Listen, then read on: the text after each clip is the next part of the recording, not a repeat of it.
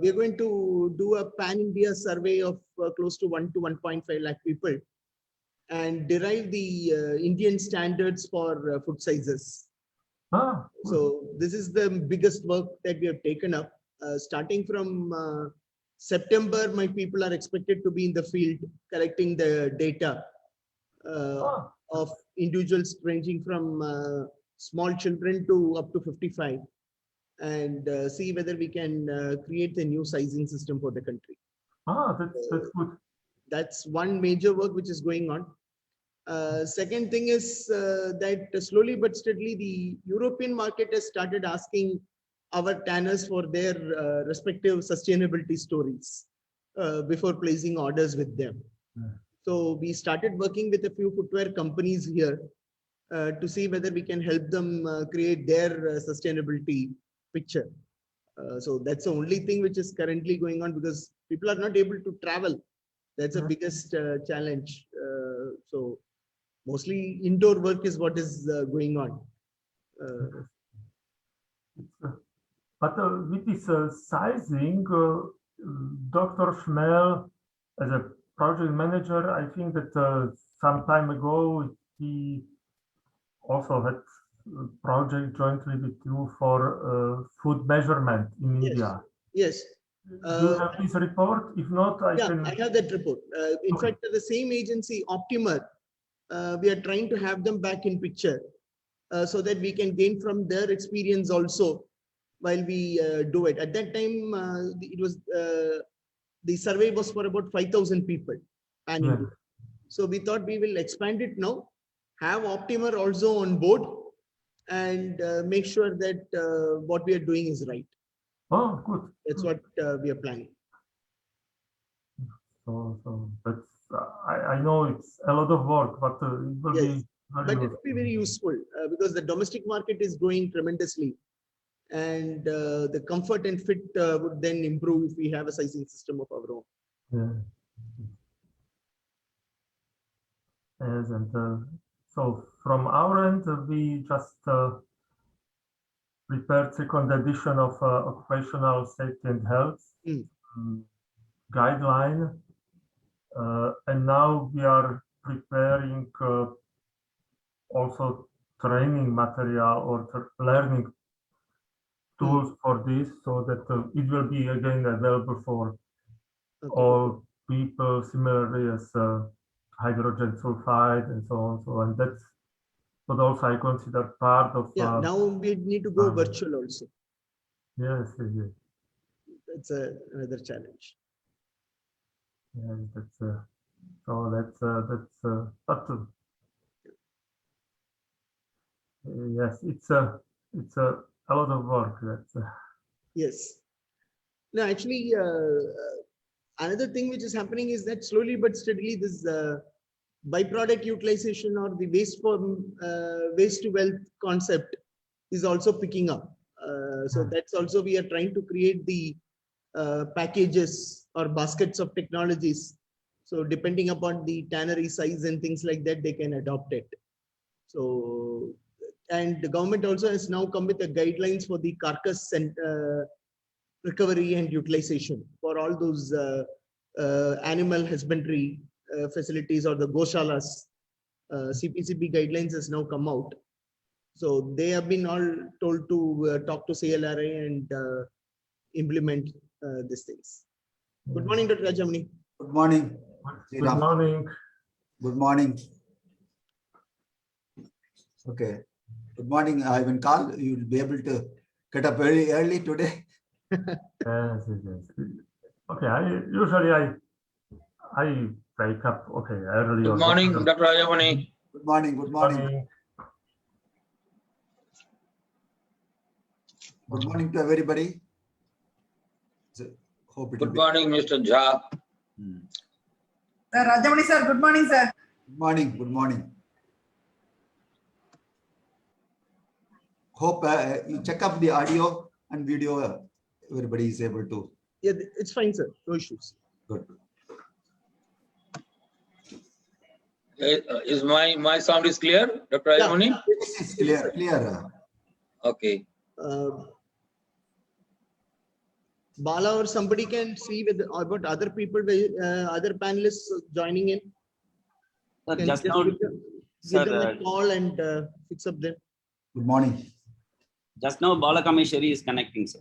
Okay, just ask her to call up other people and make sure they have joined. Yes.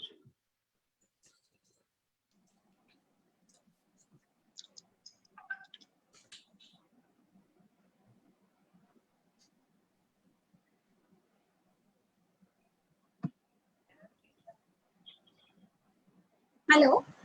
Yeah, Bala, please make sure others have joined in. Okay, sir. Mr. Chakravarti, Okay, sir. Dr. Devota. Yes, sir. I'll ask. Chakravarti is missing. Yeah, but he will join, sir. He'll join. Right, right.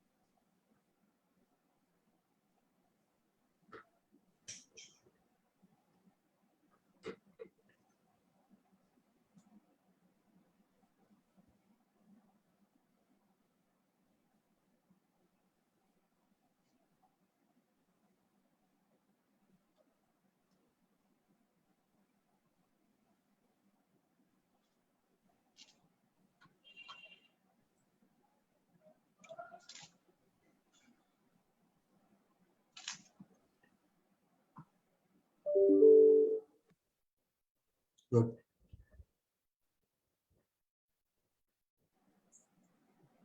Good morning, Dr. Devota. Good morning, Dr. Sukumar Devota, sir. After a long time, we are meeting.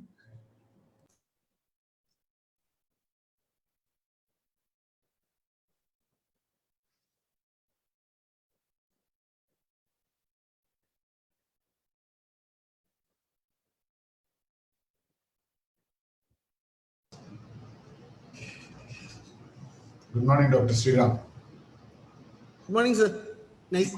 Thank you for being here, sir. It's my pleasure. Good morning, Dr. Devota. After a long time. Yes, yes. Yes. Nice. You look very bright and nice. Yeah. At least it's good to see people. I say after a long time, no? Yeah. Opportunity, that too in our own field, Yes. weather and environment. So now you are in Chennai only, sir? Yes, yes. Since I returned from Sydney, I have not gone out. I've not even gone to Delhi for any meeting. Last 1 month, I have not gone out of my flat. The same thing for us also. I've been very busy, but last week I was pretty busy. Good. So today is an opportunity. We should thank Sri Ram to meet all our colleagues. I must thank you people for joining in. Thank you, Mr. Mathuria, for joining in.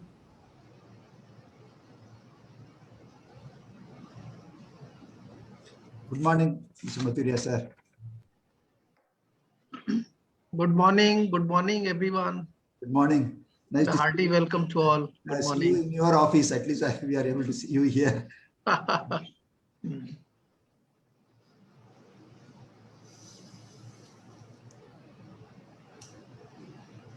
Sir, Sir Sanjay Chakravarti sir is joining, Okay.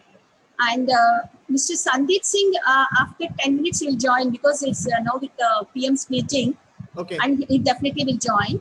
And that we have not yet received any confirmation from Rajesh Pandey IAS. No, I think he's in some other meeting. I Okay. believe so. He'll try to join, is what I was told. Okay, sir. What about Mr. Imran Khan? Just I'll call him, sir. Just.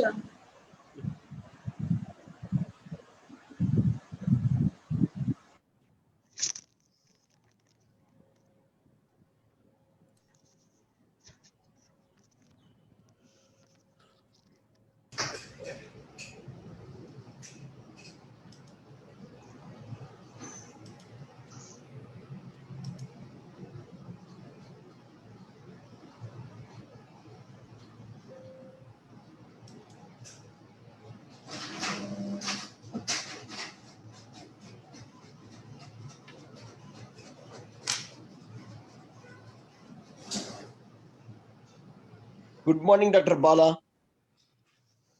Good morning.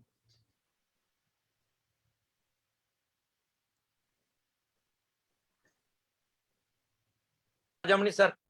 Good morning, sir. How are you?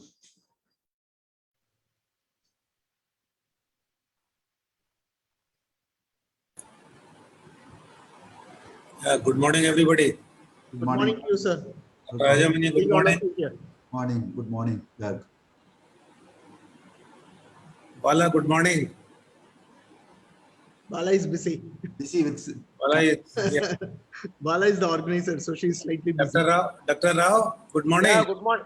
Good morning, sir. Very good morning, sir. Hope all How are are you? safe. Right. Good morning, Raghava. Nice to see you. Yeah, good morning, sir.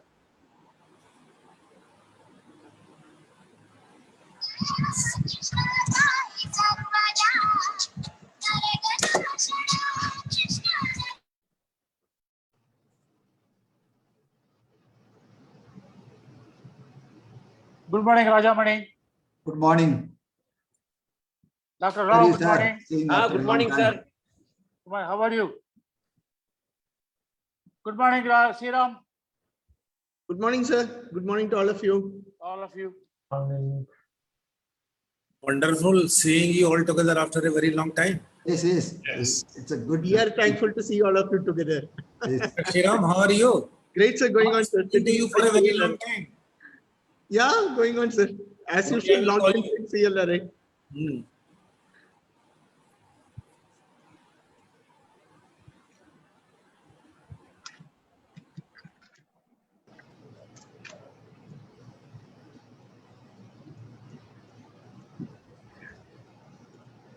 Murugan, possibly Kanimuri can slowly start off.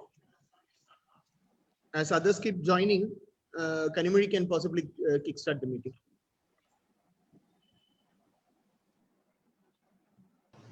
Yeah, Kanimuri, go ahead.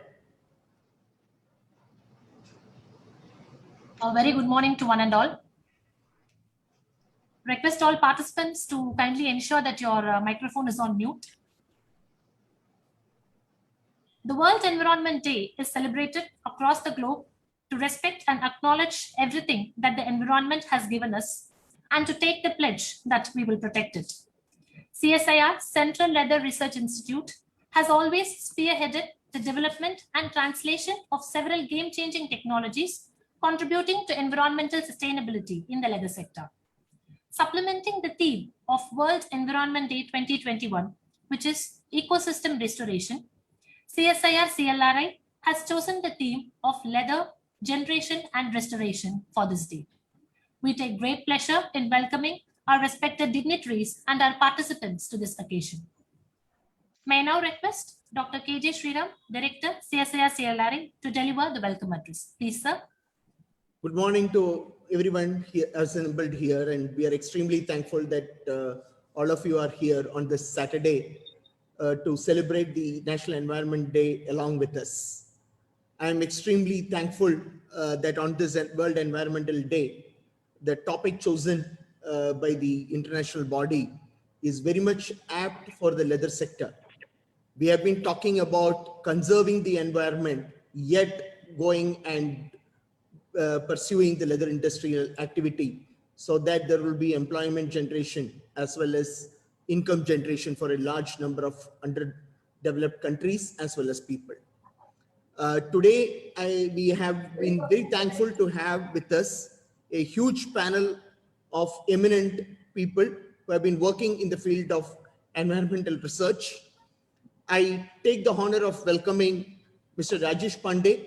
We hope he will be able to join in. He's currently in another meeting, I suppose.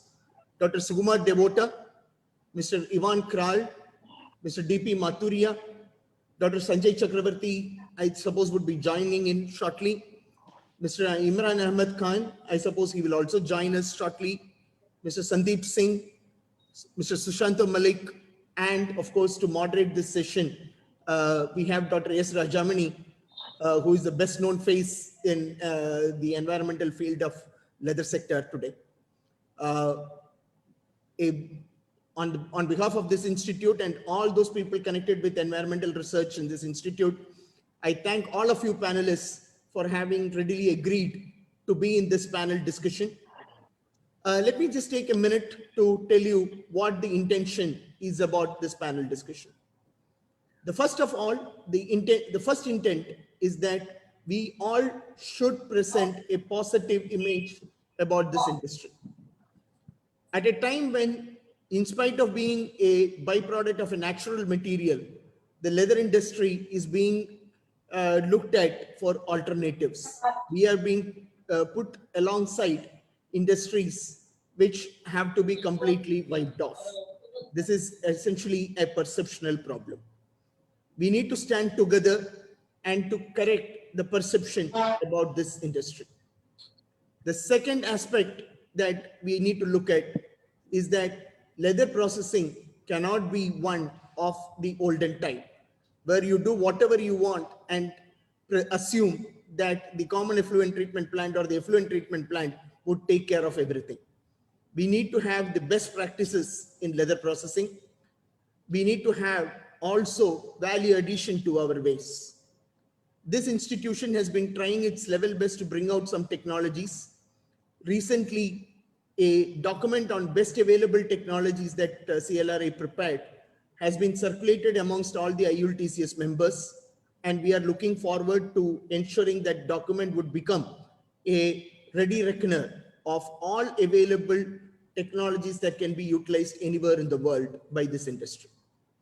With that, I would request each of the panelists to share your part of the story so that we can, at the end of the day, in about 1 hour and 30 minutes time, develop a way forward for how we can take the next level of environmental management for this leather industry.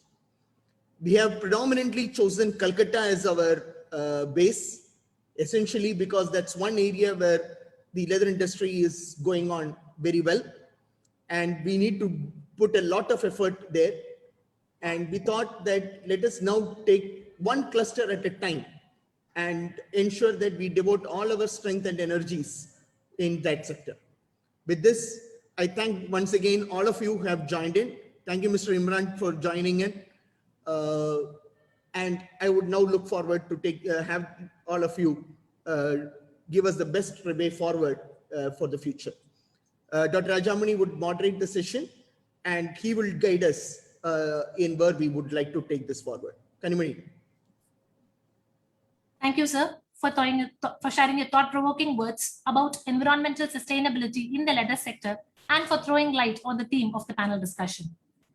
The World Environment Day Anthem was launched in India in June 2013 on the occasion of the World Environment Day by the then Union Ministers. It was penned by the Indian poet-diplomat Abhay K. It appreciates the beauty of Earth and helps us to understand what the environment has endured to us so far. The anthem to be played now has been sung by two of our BTech Leather Technology students. Let us all listen to the anthem, please.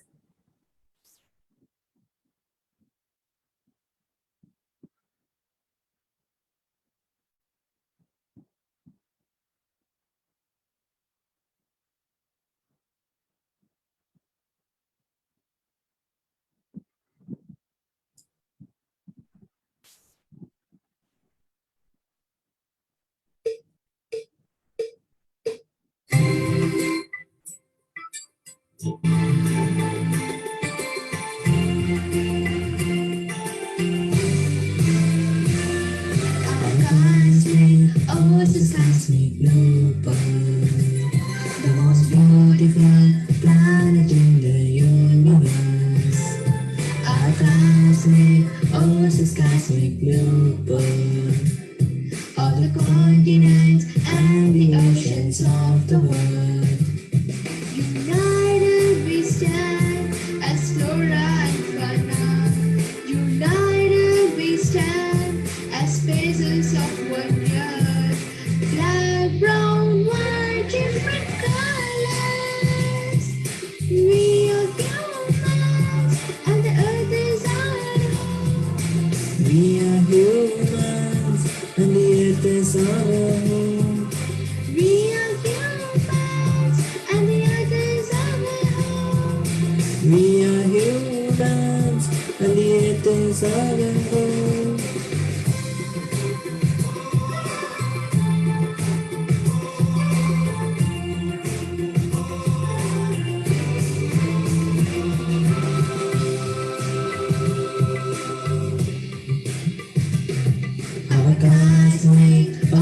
Cosmic Looper, the most beautiful planet in the universe.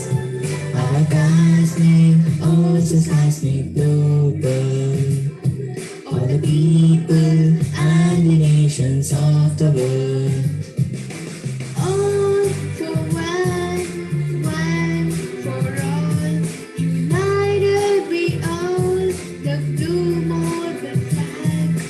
Black, brown, white, different colors. We are humans, and the earth is our home. We are humans, and the earth is our home. We are humans, and the earth is our home. We are humans, and the earth is our home.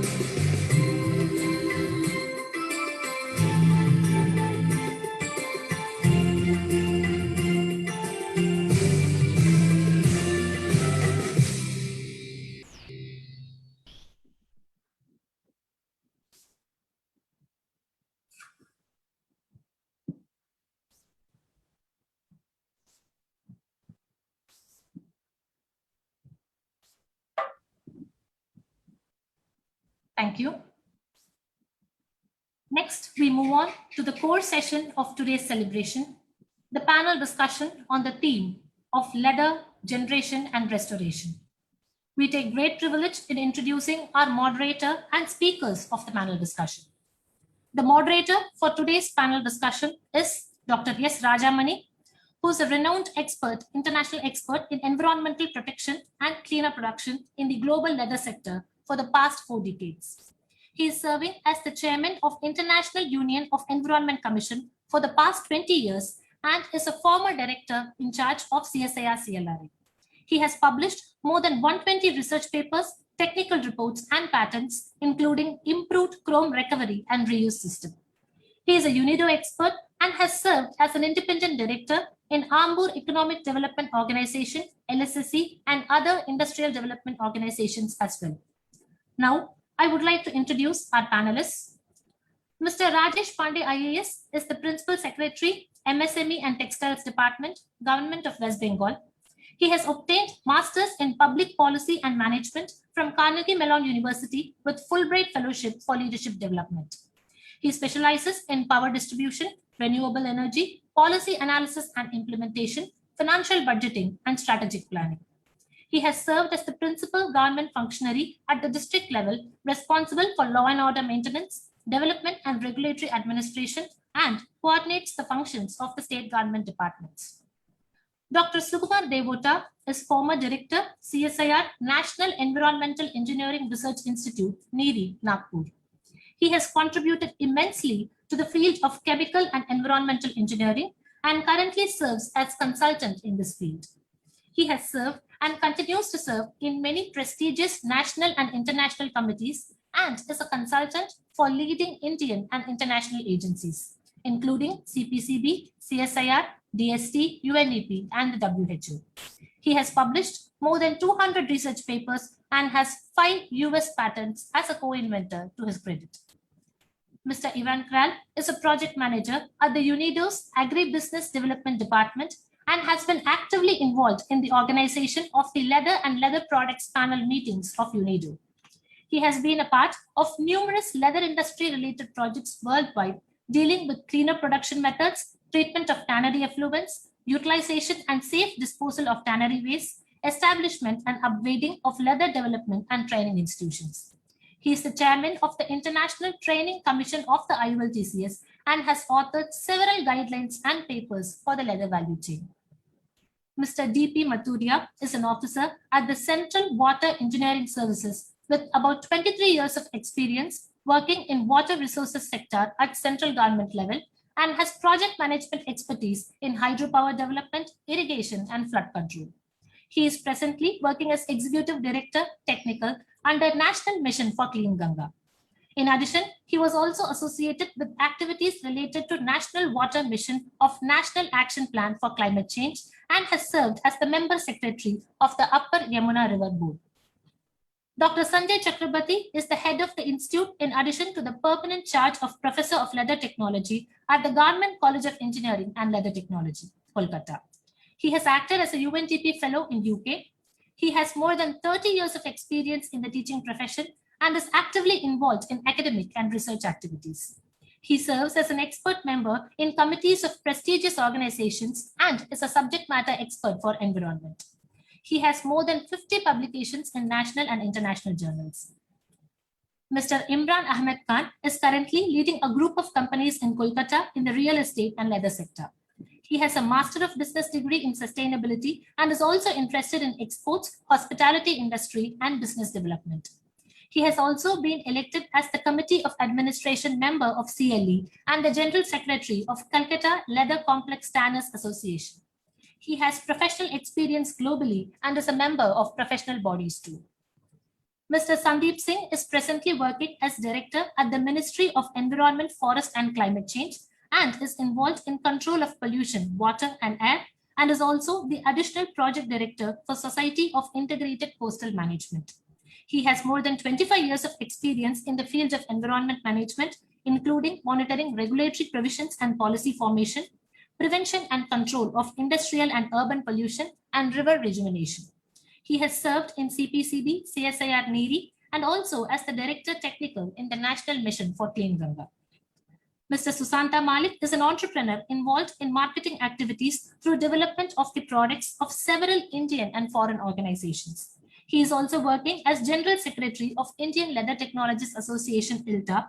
He has occupied prominent positions in many industry associations and academic institutes and has written several articles on science, technology, and marketing. He has resulted in enhancing the vibrance of ILTA and serves as a seasoned campaigner for the growth and development of the leather and its allied industries and the environment. The floor is now open for discussion. May I now request the moderator of the session to take over the panel discussion. Please, sir. Good morning. Happy to see all our. Good morning. I'm happy to see all our colleagues and friends from the leather and environment sector, all over India as well as from UNIDO. You know, thanks to Mr. Sriram Bala for organizing this. It's a really a good program involving all the experts, both from environment and leather, administration, finance. It's a really then legislation. It's going to be a very good program. Many people will be thinking, why should encourage the leather industry? That's what when I basically I'm an environment engineer. When I joined CLRA, even the public, they were asking, it is a polluting industry. Why we should encourage this leather industry? See, the leather industry is a byproduct industry. Nobody is slaughtering the animals for the sake of hides and skins. They slaughter only because of their meat. This is basically a byproduct from the meat industry. So every day they are slaughtering nearly about 25,000 tons of goat and sheep and other animals in this country. So only we get about 2,500 to 3,000 tons of hides and skins. If we don't process, given highly valued things, then it will become a big pollution. So this is the problem all over the world. So that is the reason the waste material is becoming a value-added product, but is a lot of science and technologies are there. So in this development, the other issues are the environment and pollution control. So in India, roughly about 3,000 tons of hides and skins are processed. It is coming with the salted hides because there is not easy to alternate the salting process and all. They process in nearly 1,500 tanneries. Mostly they are active now. More than 2,000 tanneries are there, but only 1,500 tanneries are there. They are all mostly in clusters. They discharge nearly 120 million liters of wastewater. But in India, actually, it is very difficult because our small scale, medium scale are very tiny. The concept of the common effluent treatment plant, now it's popular, but the concept of CETP was conceived only by CLRI, not only for leather industry, the whole country, in joint with DIPP, Department of Industry Policy and Government of India, that promoted that CETP concept, that UNIDO given this guidance how to do from the CETP and all based in Italy and other things. Then the first CETP was implemented in Vaniam body. First CETP, not only for leather, the entire industrial sector, first CETP was introduced in Vaniam body with the involvement of CLRA, NEERI, and government. Even there, the government, Central Pollution Board itself involved in that particular, they contributed, they become the director of that CETP for a long time.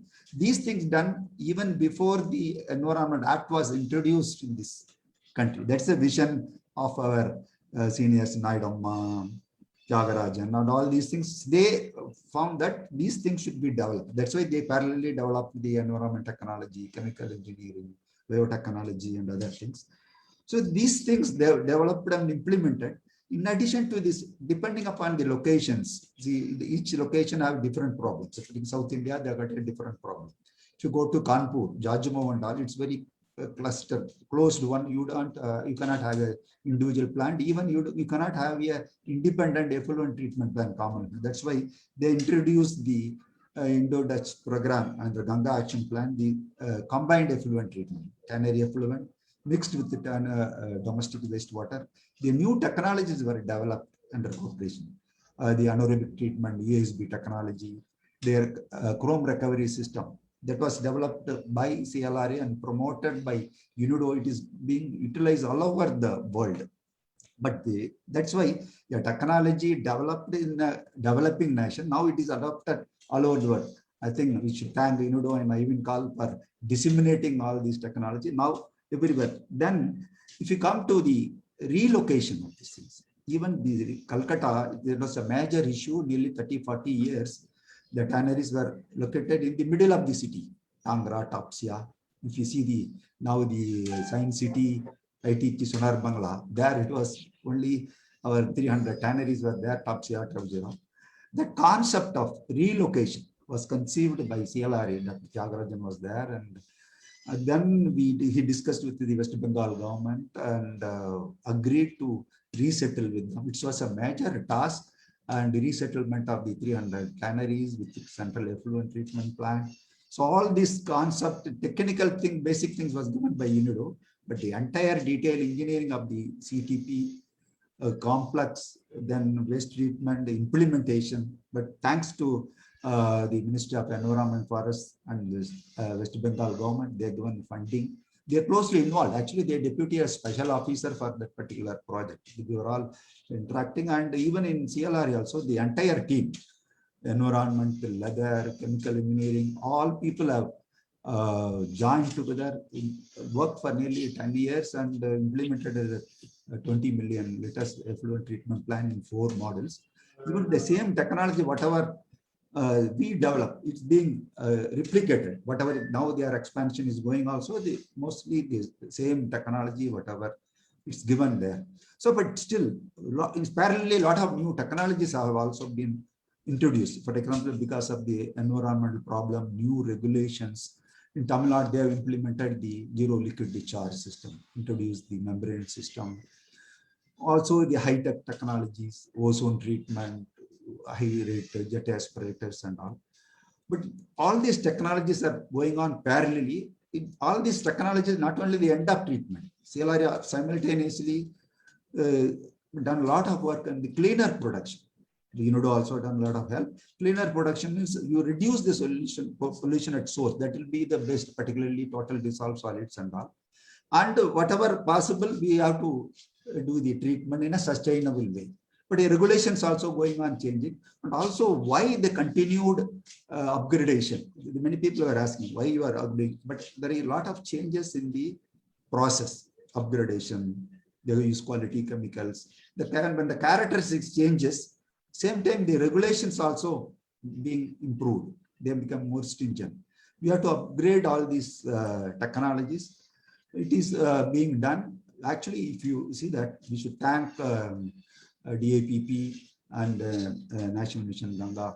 So they have given a lot of support for the upgradation and continued release. Now in India, there are 20 CTPs. Out of 18 CTPs are either upgradation or expansion, including Calcutta, UP, then Tamil Nadu. So they are spending nearly 900 crores. That means nearly more than 100 million US dollars is being spent. Right now it's under progress, but still there are a lot of challenges. Challenges means the salt generated from the ZLD projects, the sludge, then solid waste. So this still it is continuing, and he has to face the challenges. It's good. Sriram is organized the well-versed experts and also the funding organizations, the government institutions, because it's an interdisciplinary, because unless we interact with the people, the industry, technologists, then environmentalists, as well as the pollution control authorities, because unless this is the unique type of thing, that is why it's very complex, difficult. It is in all other industries, it is not directly linked with the production and process, but here it is directly integrated with the productions and process, the end treatment, legal. So it's complex, but the entire thing, the CLRA has got the unique team. Anyway, with all these things, I welcome all the panelists. You are all learned and involved closely and serviced these for this leather sector. And I will request the panelists to go one by one. But how we are planning is you panelists give the presentations, our views one by one. At the end, we can have the discussions, questions among the panelists first. Then, possible, the moderator, the coordinator can receive questions and they can post to us. But that will be only at the end. But we cannot directly take questions from the participants. Maybe they send by mail so that words or any questions. So that can be put to the panelists or to me at the end. So let us welcome again all the panelists and participants. Then we'll go in for the first presentation. I hope Mr. Rajesh Pandey. Sir, he just sent me a message that he is unable to join. Okay, then we can go into the next panelist, Dr. Sumo Deota. So he's a well-known figure in the environment, and he's closely, recently after his retirement, he's closely involved in all our CTPs, the leather developments, and he knows the entire thing nationally and internationally. So, Dr. Sigmar Datta, it is your turn. Thank you, Dr. Rajamani. Thank you, Dr. Sriram, for giving me this opportunity. Basically, it's a World Environment Day, so I wish all the participants a World Environment Day. Being a CSIR man, I'm happy to be involved in this function in one of the CSIR laboratories in the family. CSIR basically works for as the name itself suggests, it's a scientific and industrial research. So the industrial part of it is very much in the CSIR core activity, and many people may not know that we do give a lot of technologies. Although it is known for its scientific research, but it is also giving technology transfer. And just for a younger generation, I'd like to mention that the water ink, which you are getting on when you vote, it was developed by CSIR. So there were many things which were not known, right? From simple things to society. CSIR has given technologies for environment, technologies for AIDS, tractor, and so on. So having done that, today I want to focus on environment because it's an environment day, and the CLRI has a unique advantage that you're at it's a central leather research institute. You have to give credit to our early leaders having established CLRI in Chennai, and the leaders who took CLRI to the global platform. Having said that, I just want to say that today the environmental issues are a little bit different from what we started.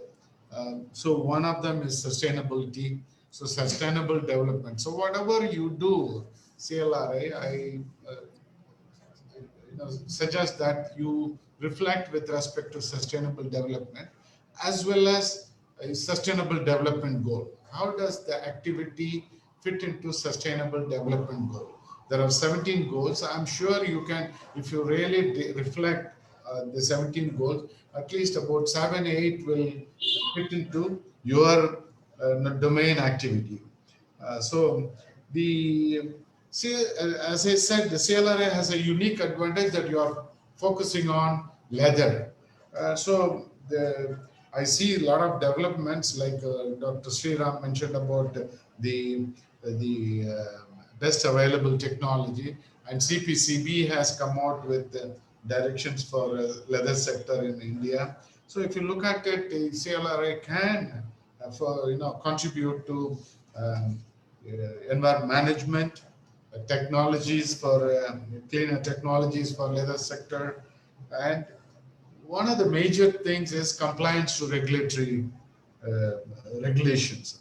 There are many regulations coming up every other day. MOEF and CCA is putting out regulations. It poses challenge to the industry. Any new regulation, we have a plethora of regulations, but then still we introduce new solid waste management. Once upon a time, it was only 1 or 2 solid waste management. Now there are about 7 solid waste management. They are bifurcated, trifurcated, and now you have plastic management, electronic waste management, industrial waste management, municipal solid waste management. So there are many regulations, and likewise on air quality, more parameters are added. So even on regulatory aspects, CLRI, I'm sure, can play much more role in terms of how to comply with the regulatory aspect.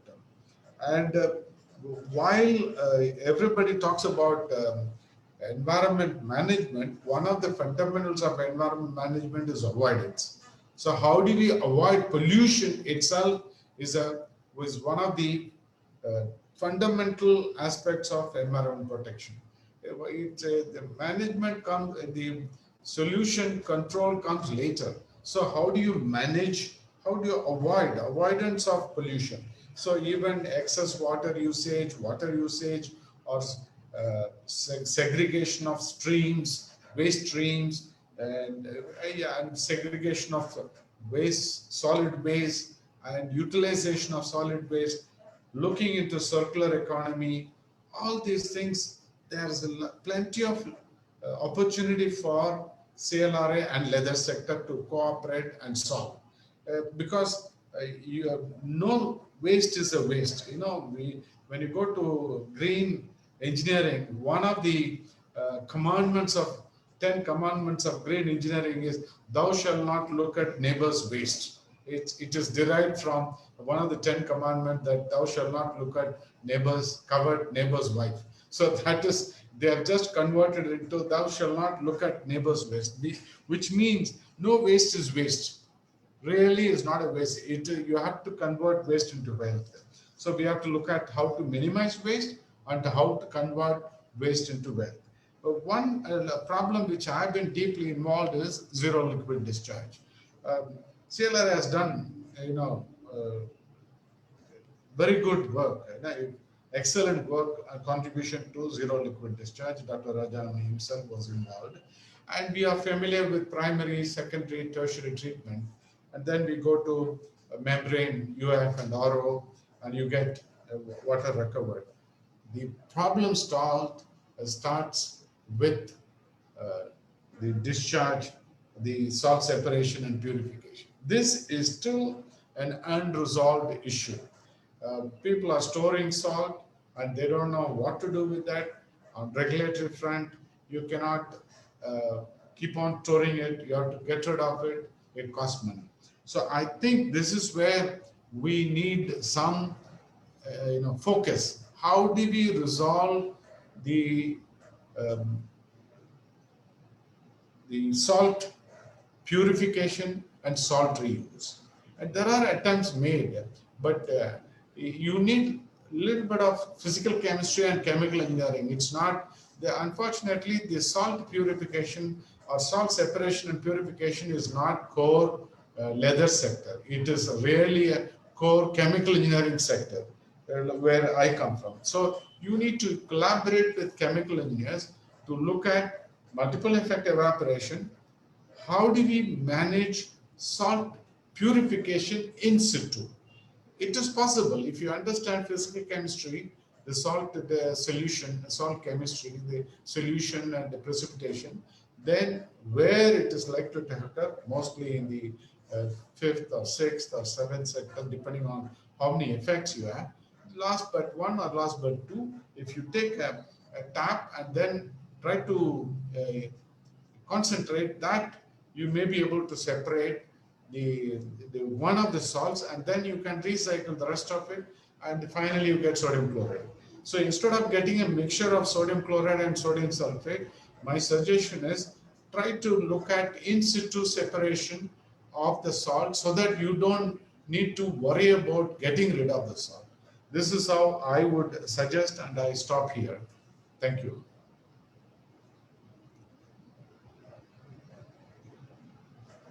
So, thank you, Dr. Devota. You have done an excellent coverage, and particularly thanks for you are able to address to some extent about the salt issue.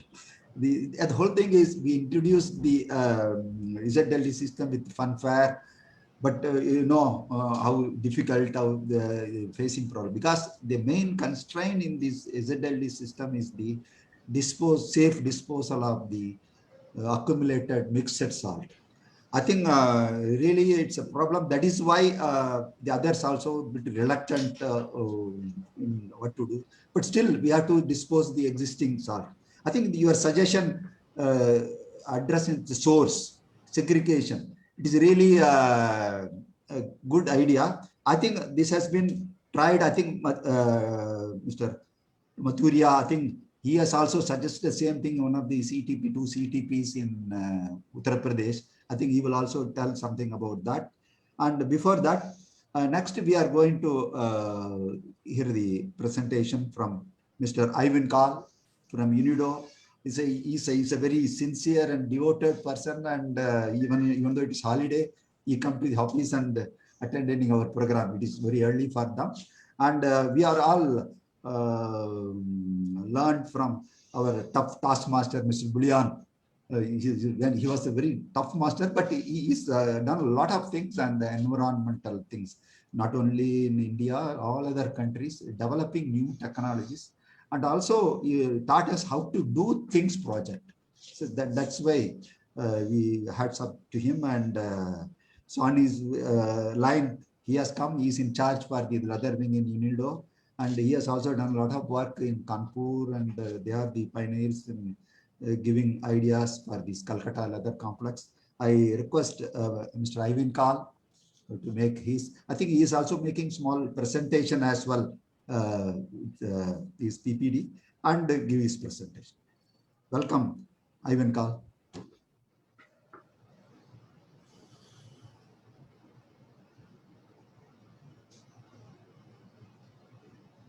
Voice.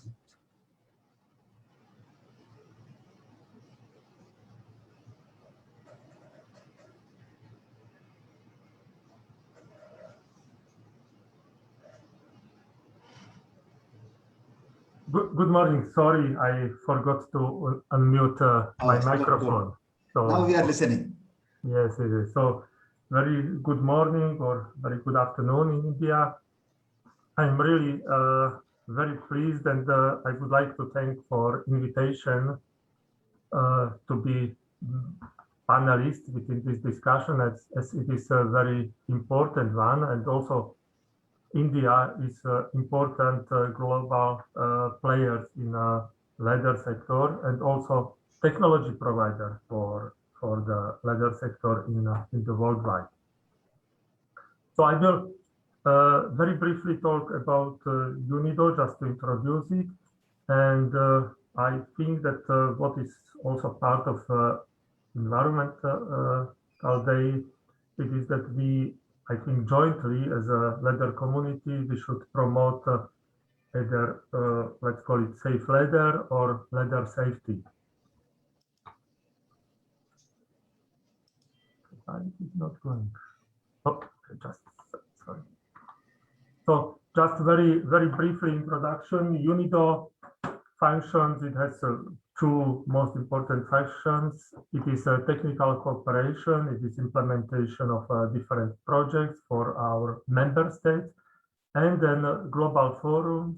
It is mainly disseminating knowledge on industrial matters and provide different platforms for cooperation and dialogue.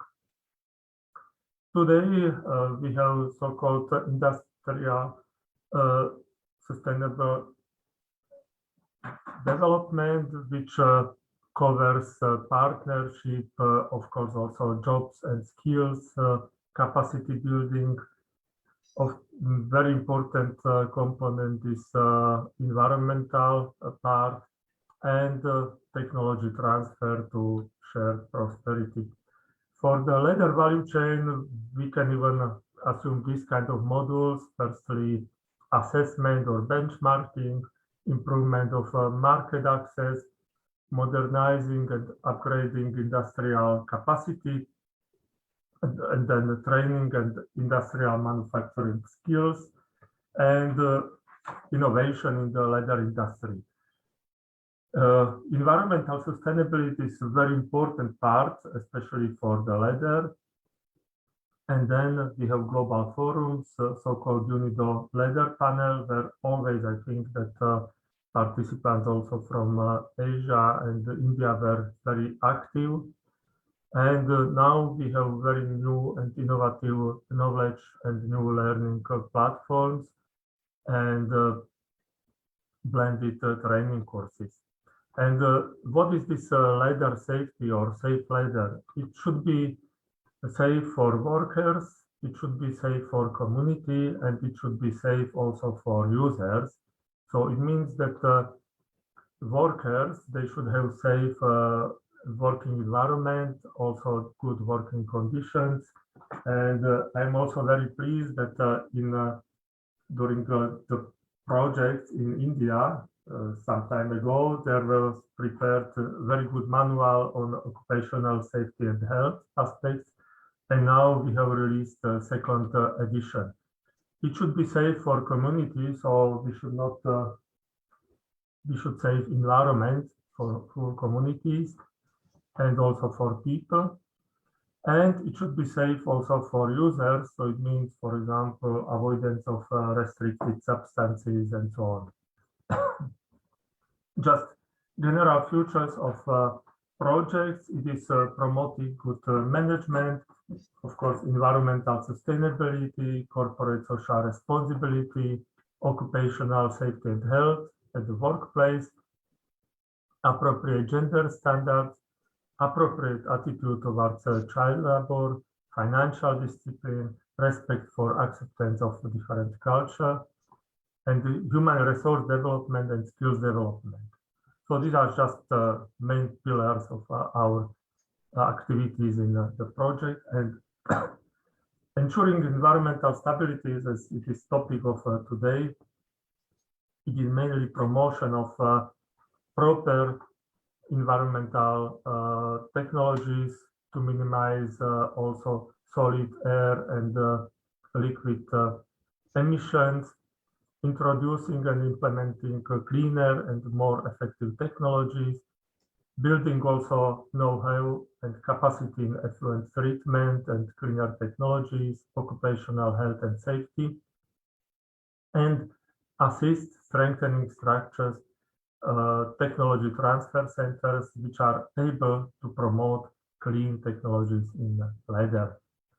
Just UNIDO's footprint worldwide, there were many effluent treatment plants assisted one way or other way with UNIDO. And I think as UNIDO, we contributed, for example, in Asia to effluent treatment plants with capacity more than 1,100 cubic meters per day. Particularly in India, we were also involved in a lot of effluent treatment plants and with close cooperation with local institutions, local experts, even Celerai, I think that was a key player there. And what was even with the partnership with Celerai, it was in the India Leather Development Program. That's what even today we discussed morning, for example, food measurement and also assistance with design center. So this Asia program for introducing cleaner technologies, which was, I think, that very important step towards environmental sustainability. Then cooperation and establishment of different CTPs in India, many Chrome recovery units, and I think that Dr. Jamani was ambassador of all these Chrome recovery units, and I think that also thanks to his commitment, they are now in India. Then design centers and common facility centers, and just recently it was Kanpur Leather Development Program.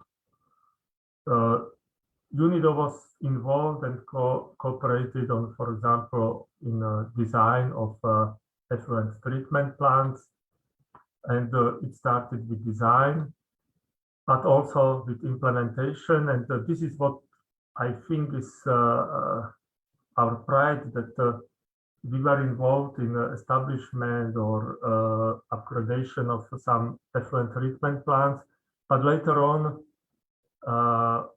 Celerai and all partners within India, they were able, for example, implement zero liquid discharge, which I think is really a great achievement, and you showed that you are leaders in this subject. So this is just a few pictures. And as you see also here, as Dr. Rajamani mentioned, Mr. Bullian who was, I think, that key person. So here is a picture that he returned back on the scene of a crime. And I think that he's very proud of India, and always I think that he feels in India as at home. But yes, zero liquid discharge, I think it is a great achievement which was done by people in India. UNIDO was also involved in past with Calcutta Leather Complex and assisted with the first design of effluent treatment plant. And this is just one drawing from these reports from these days. And I think that it was also a very good step, and still some parts were used.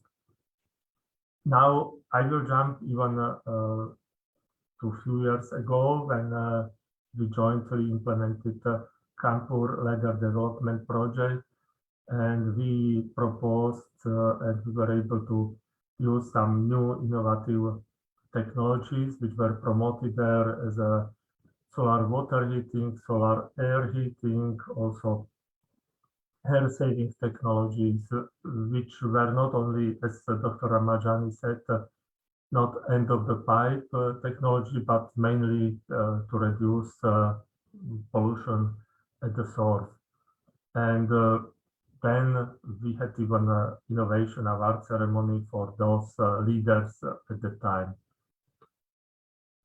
Now we are also shifting and sharing all this knowledge, and we have leatherpanel.org platform where all this knowledge can be downloaded. We have around 50,000 users per year. I'm very pleased that maybe 20% of users are from India. So really technicians, students in India, they are very interested in new technologies. And many documents there are from India, from experts from India, and also from all technical cooperation in India. With new online learning and e-learning platforms, also we developed it, or we prepared several training courses for Kanpur, and we localized even some trainings for India. And that's something where I think that also with CLRI we can cooperate and we can develop jointly additional content which would be available worldwide, but also for students in India. This is this training cycle, that how we are able to assist institutes worldwide, and also how they can access various kind of knowledge. So now, of course, that always we are pleased if also UNIDO is considered as a good partner. So we can think whether for future we can prepare some India Leather Program 2, as now we have IT. So some considerations that we can scale up some results from recent Kanpur project.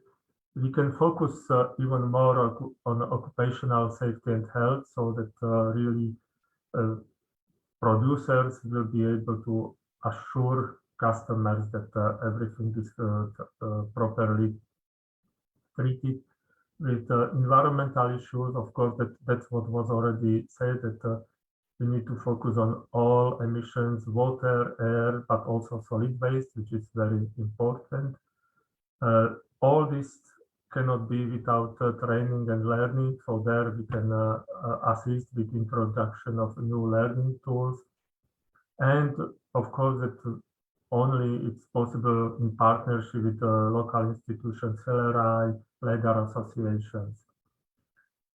We prepared last year or 2 years ago project proposal, but now also due to the current situation, somehow it was not perhaps considered as a priority.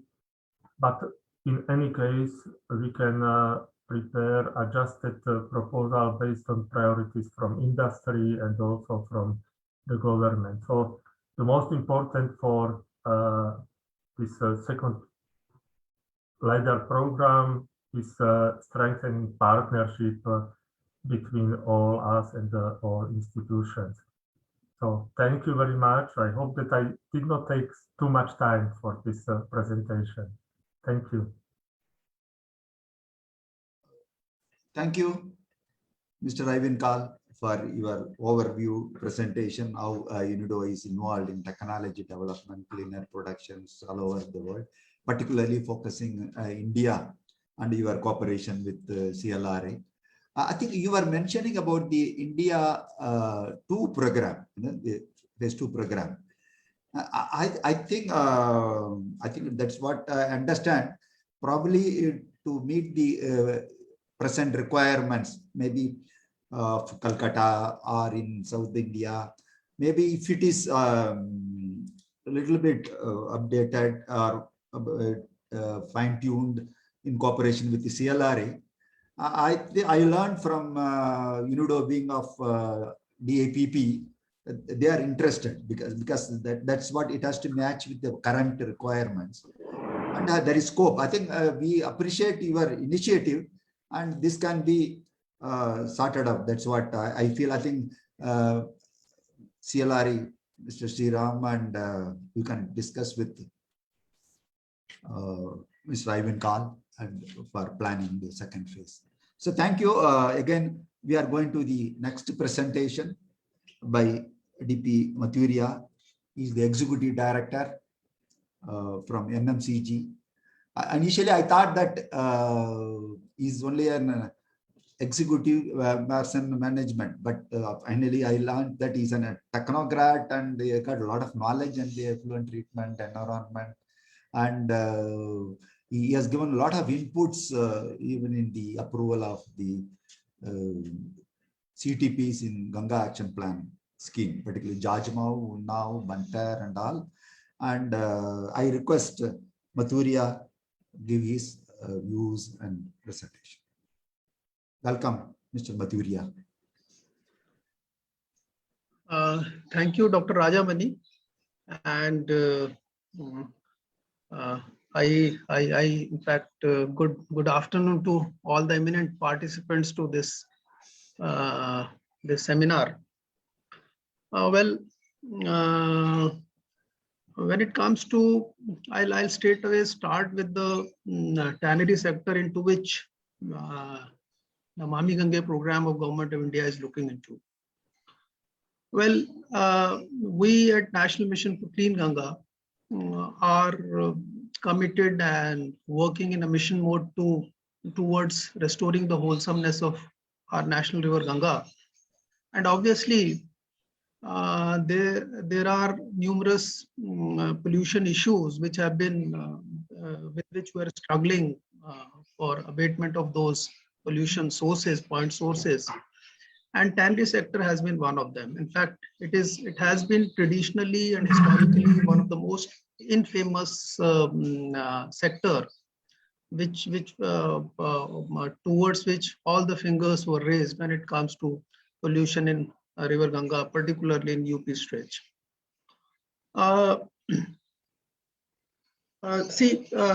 Needless to point at this stage that this sector alone is a very important sector. In fact, when it comes to Ganga Basin, apart from Kolkata, Bantala sector, in UP there are 3 tannery clusters. One is Jajmau in Kanpur, Banthar and Unnao.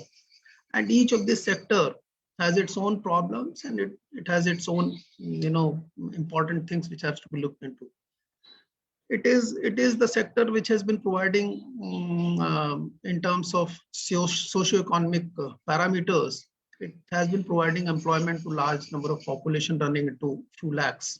About 4 and 5 lakhs people are employed there, which comprise of people from all walks of the life. Besides, it also contributes to about 17 to 20% of the leather exports in the country. And then there is a problem of the perception. some of the earlier speakers did mention that many a times these sectors, these tannery industries, they are located somewhere in the middle of the town, and they are looked upon as polluting industries. That is in a way true. In fact, if we look at these industries with greater focus, I personally feel that these industries are scavengers in a true sense. They have been putting the waste they have been producing good out of that waste. So, there has been consistent initiatives from the central government and a focus of state government also, and also through the jurisprudence angle. In fact, there have been cases on Ganga with the National Green Tribunal and Supreme Court also. So from jurisprudence also, these issues have caught the imagination, focus of planners and policymakers. The government of India through Namami Gange program had laid special focus on this one sector, and Central Pollution Control Board together with the Tannery Export Promotion Council and UP Pollution Control Board, we created an ecosystem and tried to work upon the problems. In fact, if we look, there are about 400 plus industrial units, about 430 or 450 industrial units together in this sector. And there are a variety of problems. It is true that over a long period of time, with the support of CLRI, a very good number of technologies and promising technologies have been dished out. They have been grounded in many of the industrial units. They are available, which aim to in fact reduce the pollution in different ways. Maybe it is salt-free processing, or low sulfide unhairing, or lime liquor recycling, or wet tanning technologies, and so electro-oxidation kind of treatment method, which leads to zero discharge outputs. So these technologies are there, but I've seen there is a perception and a problem of acceptability of these technologies, probably because of the economic considerations, because of the payback time. Probably these technologies will offer to the industries, which have been creating a hindrance. There have been a number of programs, in fact, number of initiatives from the government of India side. We at Namami Gange, we have committed a very impressive investment of about, if I were to point out the figures, they run into about 650 crores plus for construction of new CTPs as well as upgradation of CTP in these 3 tannery sectors. So that is quite a big amount of investment that is flowing out of Government of India grant. And this investment is primarily meant that the pollution which is generated from these industries remains compliant to the extant environmental laws as on date.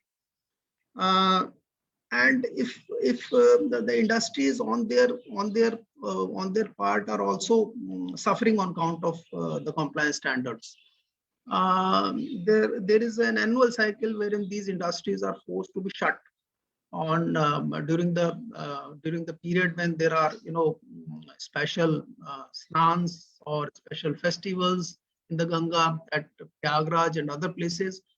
And many a times, largely because of to create a positive perception, or to build the confidence of the people in the quality of the river water, these industries have to remain shut for that period, and this translates into economic loss to the industries. I have been to this sector quite often. I have had a number of interactions with the industry people. I find many of these small scale tanneries are suffering on account of this, and government is fully aware of it, but then environmental laws are such that the industries have to be compliant, and therefore the government decided that okay, we'll step in to commit that much of expenditure to see that a modernized CTP, which ultimately will yield to compliant standards in environmental laws, shall be in place, and things are moving. In fact, Dr. Rajamani has been helping us in Banthar and now CTPs. But this is the liquid stream.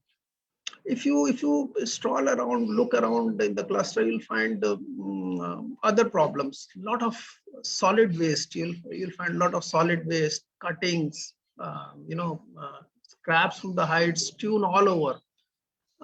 There is an order problem all along in that few square kilometer of an area.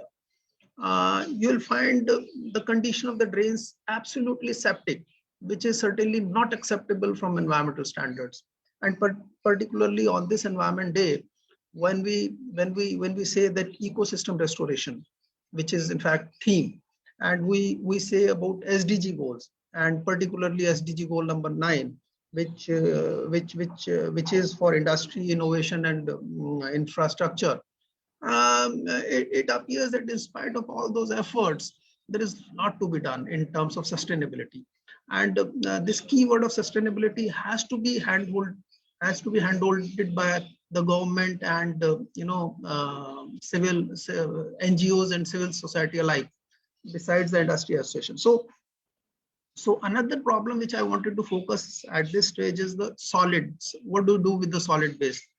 You need to have sanitary landfill sites wherein you can deposit these solids, which ultimately contain some of the heavy metals, which are obnoxious and unwanted in environmental terms. And then there is also problem of sustainability of operations. We can very fancifully say that okay, our industries or our systems should be liquid discharge. There should be no liquid discharge, absolutely ZLD kind of system. But are the industry capable enough to pay back the kind of expenses that will come out of implementing a ZLD kind of policy? Because many of the tenors are small scale tenors.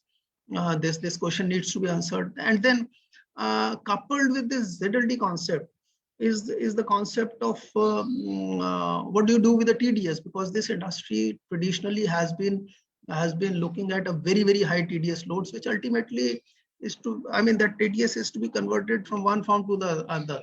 So the large chunk in terms of weight of the salt which will come out of this TDS ZLD process, what do we do of that?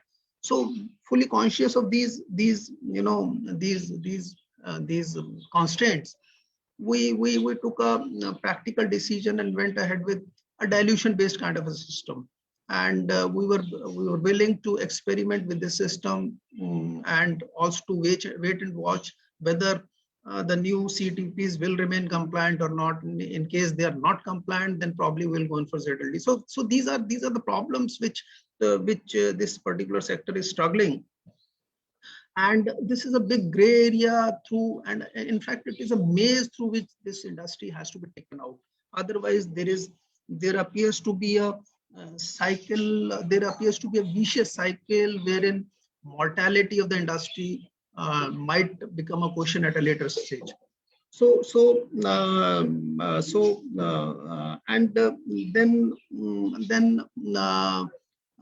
One important issue which often is catching our imagination, and I find from practical point of view it's also very important.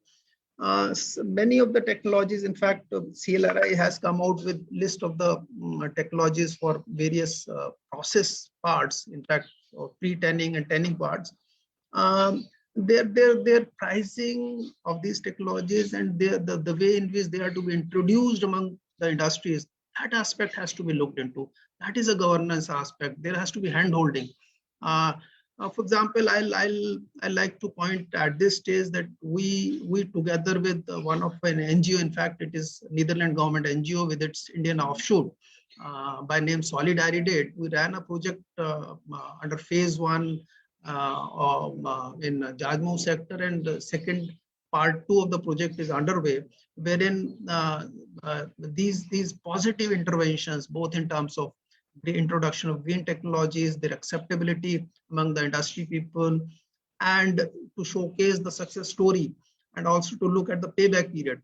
That has been pretty successful, and hand-holding through government, through multi-stakeholder platform involving industry, regulators, state regulators, central regulators, Export Promotion Council, CLRI, in fact, also is one of the partner.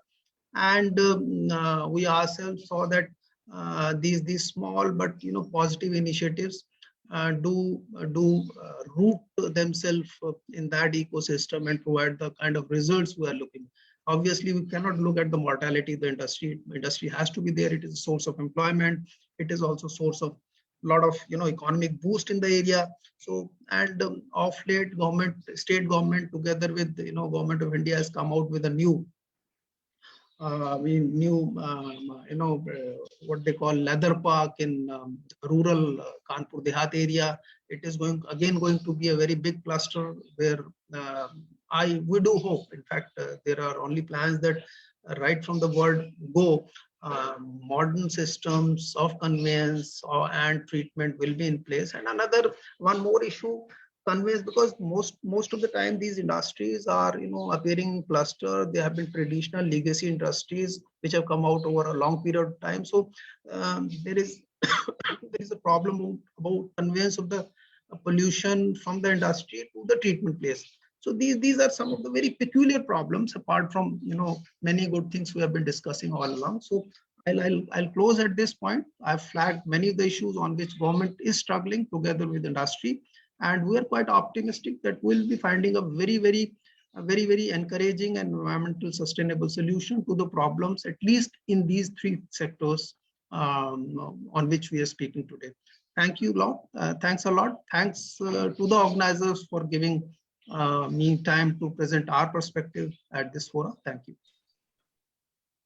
Thank you, Mr. Mathuria, for your overview. I think in a short period you could understand our industry and problems, and at least then able to support us also. Actually, what you have mentioned is really correct, because even though we are trying to address the liquid problem, still the solid problem remains to be resolved, not only in Kanpur but in other places also. Even in Calcutta, that problem has to be addressed.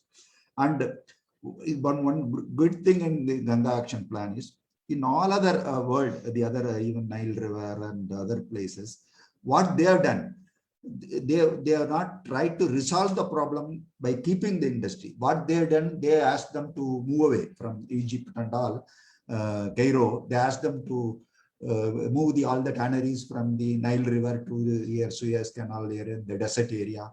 Same thing they did it in Istanbul. But at least we should appreciate that you, to a certain extent, you allowed them to stay there and make them to treat their effluent, giving a lot of financial support and guidance. So that way, we should be thankful on behalf of industry. I should do that, because in all over the world, in the sensitive areas like this Jajmo, they have not allowed them to continue, particularly in Egypt. In Cairo, there are a lot of 150 tanneries were there. Instead of putting the effluent treatment plant there, it is easy to relocate. Same thing they did it in Istanbul. They shifted the industries from the European side to the Asian side. But that is easy, but it's not so easy to do something, keeping them in the place, also meeting the environment requirements. You are doing a great task, and thank you for your support also. Thank you, sir. Next, we are going to listen from Dr. Sanjay Chakrabarti, so he is familiar with our Calcutta Leather Clubs and also education and environment, and he is very close with CLRI, ILTA, then also Calcutta Leather Complex. So I request Dr. Sanjay. Sir, good afternoon. My heartfelt greetings to all of you. My beloved director, sir, you are, and the respectable participants and panelists. In fact, I am going to brief here an upbeat presentation. Maybe it sounds upbeat, but have relevance in respect of sustainability of the industry, as wastewater treatment does not earn any tangible profit, but mostly for the environmental compliance. The topic, very briefly, I would like to express. Sir, you are my master, so you know very well. But even then, The topic is algal ponds to treat composite tannery wastewaters. In cost-effective and energy-friendly devices for safer disposal to the environment and reuse of water resources in societal purposes. So the objective is eco-friendly and cost-effective solution of handling composite tannery effluent using bioremedial processes. Tanning industry always looks forward to the cheap, eco-friendly avenues to ameliorate composite wastewaters and to reuse the vital resources, that is fresh water. It appears natural as the outcome is treated water, not any finished product. The topic has far-reaching economic consequences. Firstly, it would increase the efficacy of wastewater treatment manifold, drastically reducing the running cost. Secondly, many small tanning establishments will economically benefit from algal pond. Key feature would be exploring the avenues of bioremediation of tannery effluents in a cost-effective, sustainable way.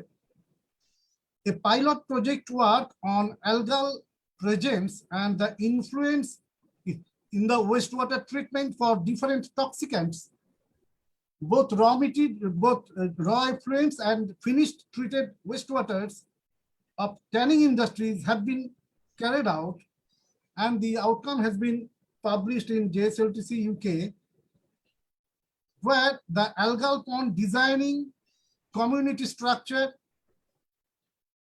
optimization and positioning of tanks would be more important to take care of the amelioration of wastewater generated in different processes at the tannery levels.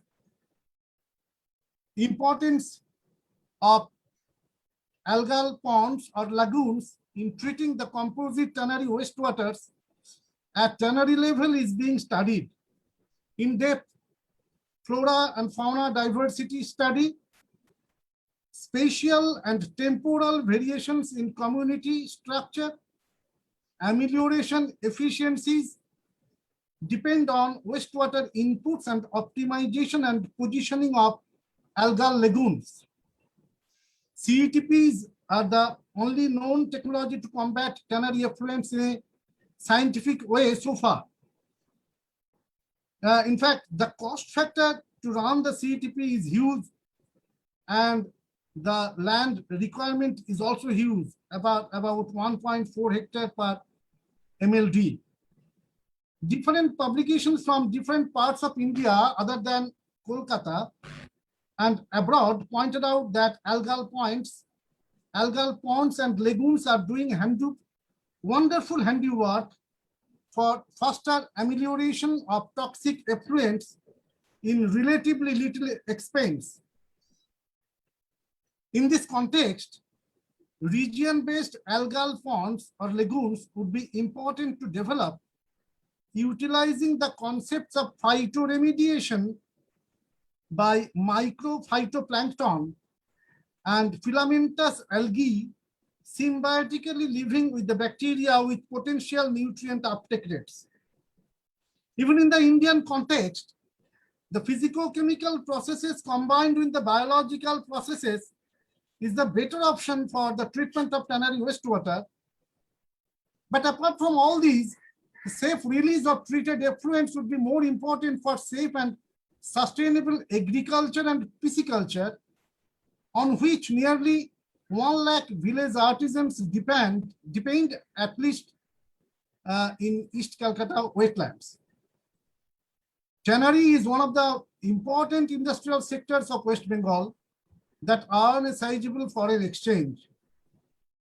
So Kolkata tanneries contribute around 25% at least of the total country's tanning. It also contributes to more than 50% of the leather goods and leather bags export contribution. In view of the relocation of Kolkata tanneries at CLC, this immensely important multidisciplinary work would envisage cheap but cost-effective bioremediation methodology for tannery wastewater to handle small isolated tannery establishments strewn all over India. It may be pointed out that East Calcutta wetland is known as Ramsar site number 1208 for the wise use of wetland ecosystem in turning wastes into wealth. This Ramsar site includes 286 wastewater fed fish ponds spread over 3,832 hectares, producing about 11,000 tons of fish annually, and the composite wastewaters have been productively utilized in wastewater fed pisciculture. The garbage farming irrigated with wastewater yields nearly 3,70,650 kg per hectare per year, which amounts to 150 metric tons of vegetables daily. Therefore, the safe release of treated toxic tannery effluents has to be ensured in an eco-friendly way and in a much lesser expense. Although presently effluent is treated in our organized CETPs in Kolkata Leather Complex, yet the treated waters could be cost-effectively bio-augmented in plankton lagoons, which can consume even so-called heavy metals to avoid any adverse environmental consequences, investing lesser energy and lesser land area. In fact, it is one sort of scavenging also. To stress upon the algal ponds, following description should help. That is, conventional methods have been used for many years to reduce the contaminant concentration and to improve the quality of wastewater effluent before it discharges to water bodies. However, these methods are expensive, less effective in removing all types of contaminants, require high energy input and expertise. In addition, conventional method produces large amount of sludge, which require further handling and may generate additional pollution.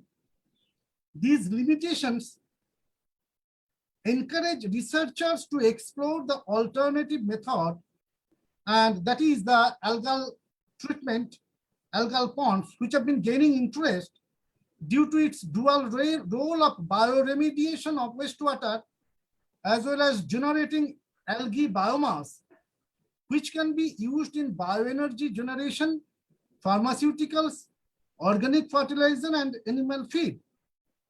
In addition, algal wastewater treatment is more economic and eco-friendly method for effective removal of inorganic compound containing nitrogen and phosphorus, coliform bacteria, pathogenic bacteria, heavy metals, and reduction of COD and BOD. Microalgae are unicellular photosynthetic organisms that can assimilate large amount of carbon, nitrogen, phosphorus for their growth and oxygen production. Microalgae are often preferred for bioremediation process due to its high photosynthetic efficiency, rapid uptake of nutrients, short lifespan coupled with simple nutritional requirement, so that these can be easily cultured and grown rapidly in both industrial and laboratory circumstances. It involves less sludge formation, requires low energy, and reduces the release of greenhouse gas like carbon dioxide from treatment plant. In fact, we are not far away from those days where we may be asked to treat the wastewater not to release carbon dioxide, but to release oxygen in its place. Okay. Thank you very much, sir, for this humble small presentation. Right. Thank you, Dr. Sanjay Chakravarti, for this overview. You have got a clear idea about the Calcutta Leather Complex and how it's the sustainable development. and hope it will be done in an upscale way in the field. You have given a lot of good suggestions, and let us listen from the real beneficiaries, industrialists, and next presentation is by Mr. Imran Khan. See, he's a dynamic young person, and he knows he's really running the entire CTP complex, and he has got a clear vision.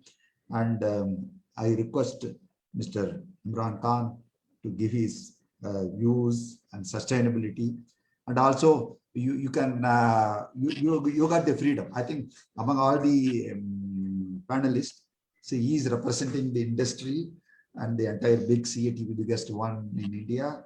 And after his presentation, you can also ask any clarifications and need from all the panelists and UNIDO and CLR. I welcome Mr. Imran Khan. Thank you, sir. A very good afternoon to the moderator, Honorable Shri Rajamani, sir, Chairman of the International Union of Environment Commission. I would like to thank CSIR CLRI for organizing this seminar today, wherein we need to learn more about how to protect and conserve the environment. I wish you all a very happy World Environment Day. This day means a lot to me. I would like to welcome all the panelists, all the members of the audience that are here with us today. I was very, very impressed to hear Mr. Ivan who speak about the important issues, and Dr. Chakravarti itself has raised a lot of important issues regarding the wetlands. I was also impressed to hear Dr. Devota speak on several issues, which is very important. Now, I would like to say that the pandemic, the coronavirus pandemic that the world has been dealing with today for the last 1.5 years has shown how disastrous the consequences of ecosystem loss can be. By shrinking the area of natural habitat for animals, we have created ideal conditions for pathogens. And this includes the viruses to spread. The fact remains that only with healthy ecosystems can we enhance people's livelihood, counteract climate change, and stop the collapse of biodiversity. The theme for the World Environment Day 2021 is ecosystem restoration. And we need to learn a lot from this theme, because this theme is going to be with us for the next decade. A global mission which has been put forward to revive billions of hectares from farmland, from forest to farmlands, from the top of the mountains to the depth of the sea. I would like to mention that we, for too long, have been exploiting and destroying the planet's ecosystems. Every 3 seconds, the world loses enough forest to cover a football pitch. And over the last century, we have destroyed half of the wetlands. This is such a shame. As much as 50% of the world's coral reefs have already been lost, and up to 90% of the coral reef could be lost by 2050 if we don't act now, even if global warming is limited to an increase of 1.5 degrees Celsius. This means that we are standing at the verge of self-destruction, and the ecosystem loss is depriving the world of carbon sinks like forests and wetland at a time when humanity can least afford it.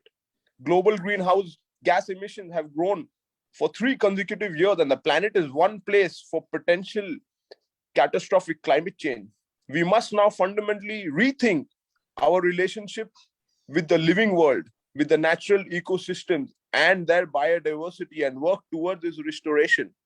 I would like to mention that the word sustainability generally refers to the sustainable development which tend towards meeting the needs of the present generation, concurrently conserving them for the future.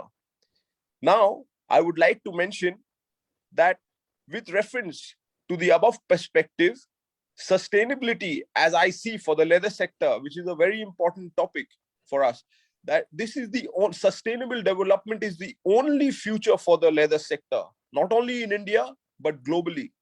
If we do not act and take important steps to preserve the natural environment, to preserve the economic sustainability, environmental sustainability, social sustainability, we will not survive. Our businesses will not survive. I would like to mention the environment sustainability has many parameters, and the parameters that I have identified is resource efficiency, number one, and the harm posed by emissions, number two, and the harm posed by waste streams. These are the very important parameters that we need to look at, understand, and we have to have a positive approach in terms of dealing with these parameters. The presented alternative to organizations for improving the sustainable performance of their companies, of their social compliance, are more than a few, and the righteousness is strongly dependent upon us, how we act. Anyway, at least three I have identified in order to help us. Number one, we need to adopt the models and to follow the guidelines proposed by International Organization for Standardization, such as the ISO, and also by obtaining certifications such as ISO 14001 for the environmental management, ISO 9000 for quality management, SA 8000 for social accountability. We all know this.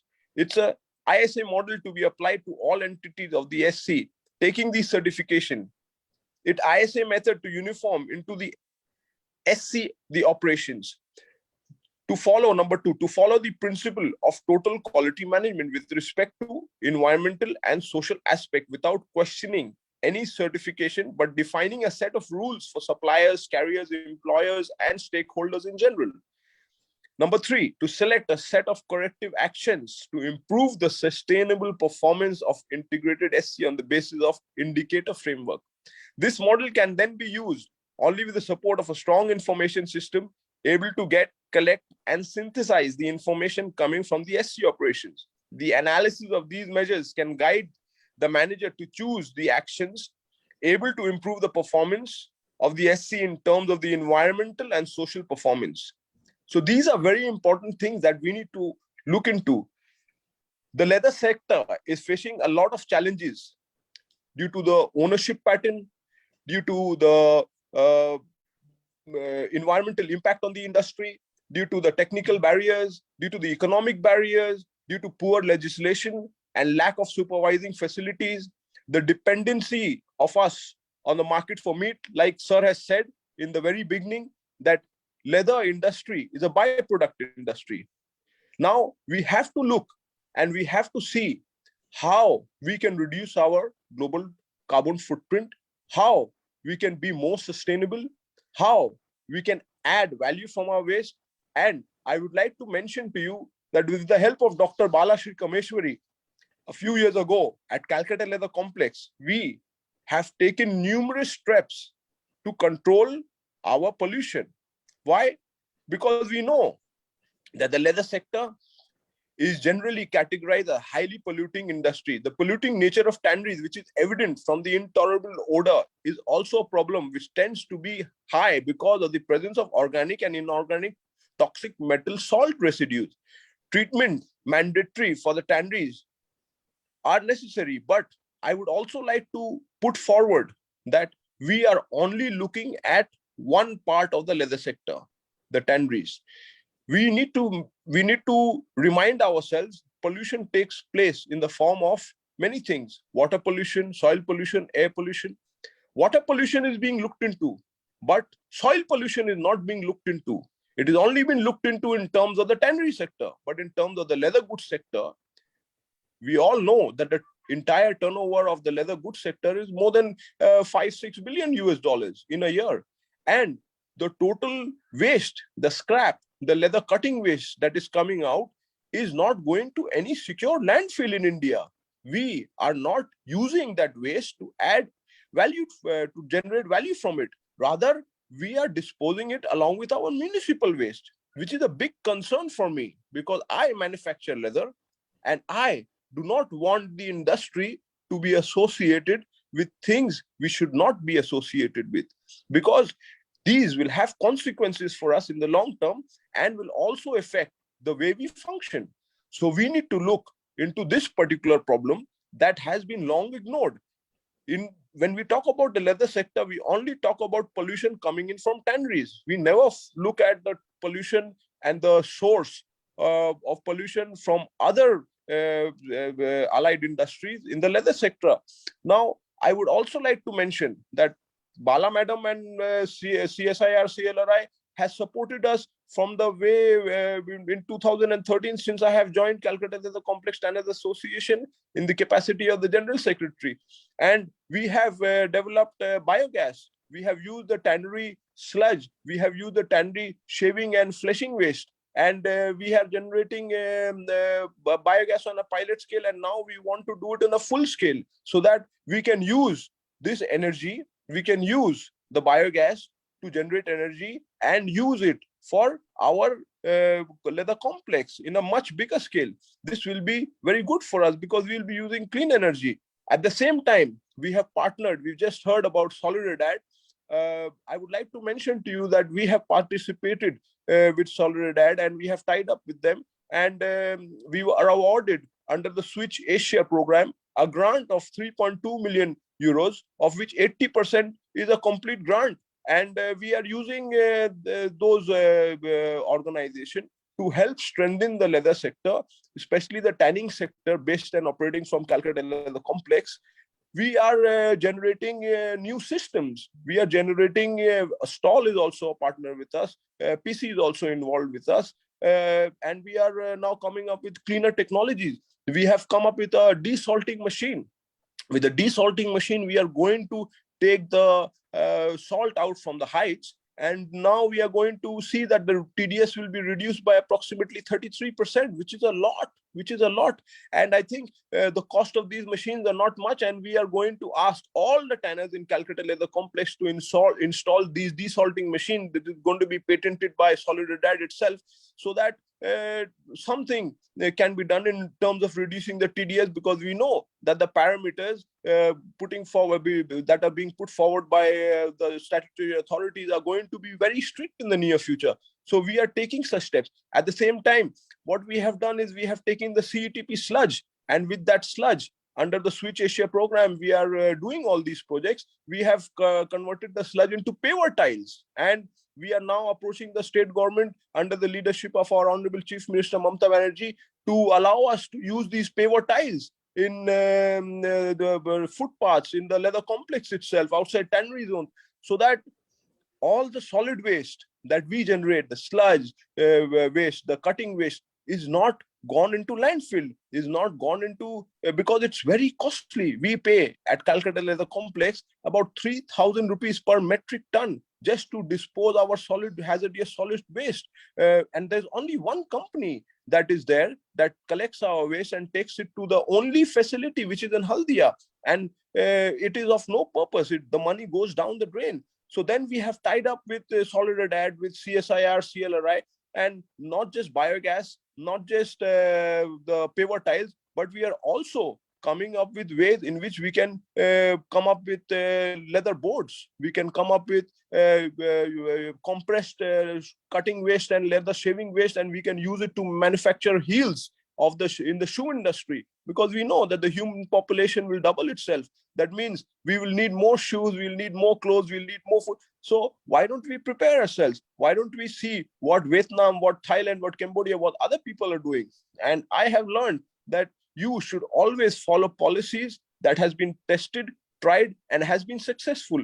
And I have seen that these technologies have been successful in other countries, and we should implement those technologies. And I have also approached the leather goods sector, and I have told them that your cutting waste, your hazardous cutting, because it contains chrome, and you should give it to the proper people so that it does not go into the municipal landfill and ultimately lands up in the solid waste, in the municipal landfill site and the solid waste site, because it is hazardous in nature.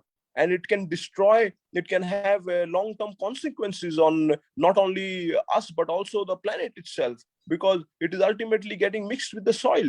So they have also understood the gravity of the problem, and they have also tied up with us. And now in Calcutta Leather Complex, if you come and see, we are trying to work together to show how the tanning sector, the leather goods sector, and the allied industries are all collectively taking steps towards protecting the sustainability of the industry and reducing the pollution, because we are very serious about reducing our carbon footprint. We are very serious about the disadvantaging others by the threats and by the challenges posed by industry. Another disadvantage is the imposition of import duties on chemicals and machinery. In our country, if you have a look, very few chemicals necessary for tanning are produced in the country. All the basic chemicals such as salt, lime, sulfuric acid, sodium sulfate, sodium carbonate may be available indigenously, and most tanning materials like dyes, fat liquor, special auxiliaries and finishes, they all need to be imported. So this is something that we need to look at also. Then the other problem that we face is the dependency on set practices. We are not ready to explore like new opportunities. We are not ready to invest in R&D. We are not ready to accept changes, which I think should be considered by the industry, because a lot of good things can happen when you follow the advice of experts. So we have to make sure that the ideas, that the proposals, that the opportunities that are being given to us by CSIR, CLRI, by Solidaridad, by NERI, by the State Pollution Control Board, by the Central Pollution Control Board, by the members of the industry, by allied industry, we should all sit down together and we should all study these things so that we can tackle the problems and we can come up with important approaches and models that are able to guide us and to improve the performance on sustainability when the main objectives and the main indicators are identified. I wouldn't take too much of your time. I would like to thank all of you for giving me this opportunity. And I would like to specially thank CSIR, CLRI, Dr. Rajamani sir, and Dr. Bala Sirikamaswari madam. And I would like to request you to kindly continue to be with us, because we at Calcutta Leather Complex aim to exceed all your expectations. Thank you very much. Have a good day. And once again, World Environment Day is a day that we should not ignore, and we should keep it close to our heart, and we should do as much as we can, because this Mother Earth has given birth to us. This Mother Earth has given us food, has given us water, has given us air that we breathe, and we should not exploit her. We should protect her. We should do everything possible to safeguard the future of this planet. Thank you very much. Thank you. Thank you, Mr. Imran Khan. Are you an industrialist or an environmentalist? So really, actually, I never expected that industrialists, particularly leather industry guys, and I'm sorry to say, they don't talk much. They know, they always feel shy, not only here, all over the world. Leather sector people, they don't come and talk, particularly on the effluent and environment, because they are afraid of Pollution Control Board. And anyway, it's good you have come out and you have identified the problems. So only a lot of things should be done on the solid waste. As you clearly mentioned, even though you are managing in some way, but in an unorganized way, but a lot of things are not really organized. Things are, if you go in deep, it is not officially permitted, particularly after dyeing, chrome tanned, waste, finished leathers with the dyes and all. You're right, sir. It is are not permitted. It is becoming non-degradable. And also, you were talking about the disposal into sludge into the other place, the common place. It will be difficult for you to dispose your sludge in future, not only the money. Of course, you have to control or convert your sludge into something else. Otherwise, in Europe and all, they don't take the tannery CTP sludge in the common secure landfill. Even government, CPCP and all, also they are putting new conditions to the secure landfill authorities, because you have to give some pre-treatment and a lot of things. So, and you at least I realize that you could understand the problem, but you have to do a lot of things on solid waste. It is the feeling of not only technocrats, even CPCB, as Mathura was also telling. The solid waste side, we are not done much, and don't satisfied with what is going on now, but you have to take the help of certain things. Because why I am telling this, the Calcutta Leather Complex, Calcutta sector is only expanding after relocation all over the world. course, sir. After Of course. relocation, they could not sustain, particularly if you take Istanbul, Yes, sir. move to other Asian side, Tuzla side, but not much growth. Of So course, sir. even in Egypt recently, they Cairo to other places, but only your place, you are expanding using the same technology what CLR is given. That's why even in this pandemic situation also, Sir. but unless you take care of all these things, then you will have problem in the near future. and Of as well course, as sir. sustainable. Anyway, it's Of good you have come out and explained everything. Thank you for Sir, it. sir. So Thank you, sir. we may not be able to take questions, but anyway, we will go to the next presentation. Thank you, sir. By Mr. Sandeep Singh is there from MOF. Sir. Welcome, sir. I think Thank you. Even though he is from Minister of Environment Forest, so he got long association with the leather industry and CLRA when he was in CPCB. And also, it is not that they are only controllers. So they have done a lot of sponsorship in developing technology also. CLRA taken the support from CPCB in developing solid waste management, Chrome in monitoring, standards, everything. That way, so you got long association and you took a lot of keen interest, even though we took your criticism as a healthy criticism because it's required. So now I request you to give your, because you are associated with CLRA, Chennai, Kanpur, Ganga Action Plan, then its floor is yours. Thank you, sir. So good afternoon to everybody. Especially, I would like to mention Mr. Mathuria because I have been working with him and we have gained a lot and putting a perspective with respect to regulation and industrial development, which the organizers have asked me to put in. I think a lot of things has to be looked from the perspective of business sustainability. Just to give a brief, like when we talk about regulation and industrial development, I feel like we need to understand what are the benefits we have derived out of regulations, what we have been exposed to in last 2 or 3 decades. Because sometimes even the industry will appreciate that the imposition of some regulations are also beneficial economically to them for sustenance. Like if we see the tannery sector, it's a very complex, complete supply chain. Whether it is from the raw material which is starts to the final product. Till date, we have been regulating tannery per se. But if you look at it from the entire supply chain, starting from slaughterhouse to the end product like leather cuttings, there are many nodes which has been exposed to regulation, but still there are many which has still to be put under regulation. Like just now Imran highlighted the leather cuttings. These are also having an impact, adverse impact to the receiving environment. But as of today, it is regulated in a very indirect way. So it is good that, and it was very heartening to listen from the industry perspective that industry per se as a whole have started in consultation or knowledge which they gain from advisors like CLRI and other UNIDO, those and many other of the institutes which are working parallelly like SolidRad and all those.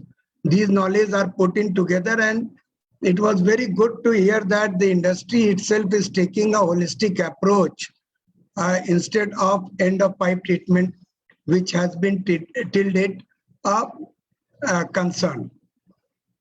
Like going back to something which is what regulation and industrial development has to work, what we say symbiotically, is that the learnings when we started with 74 Water Act, regulations were put in.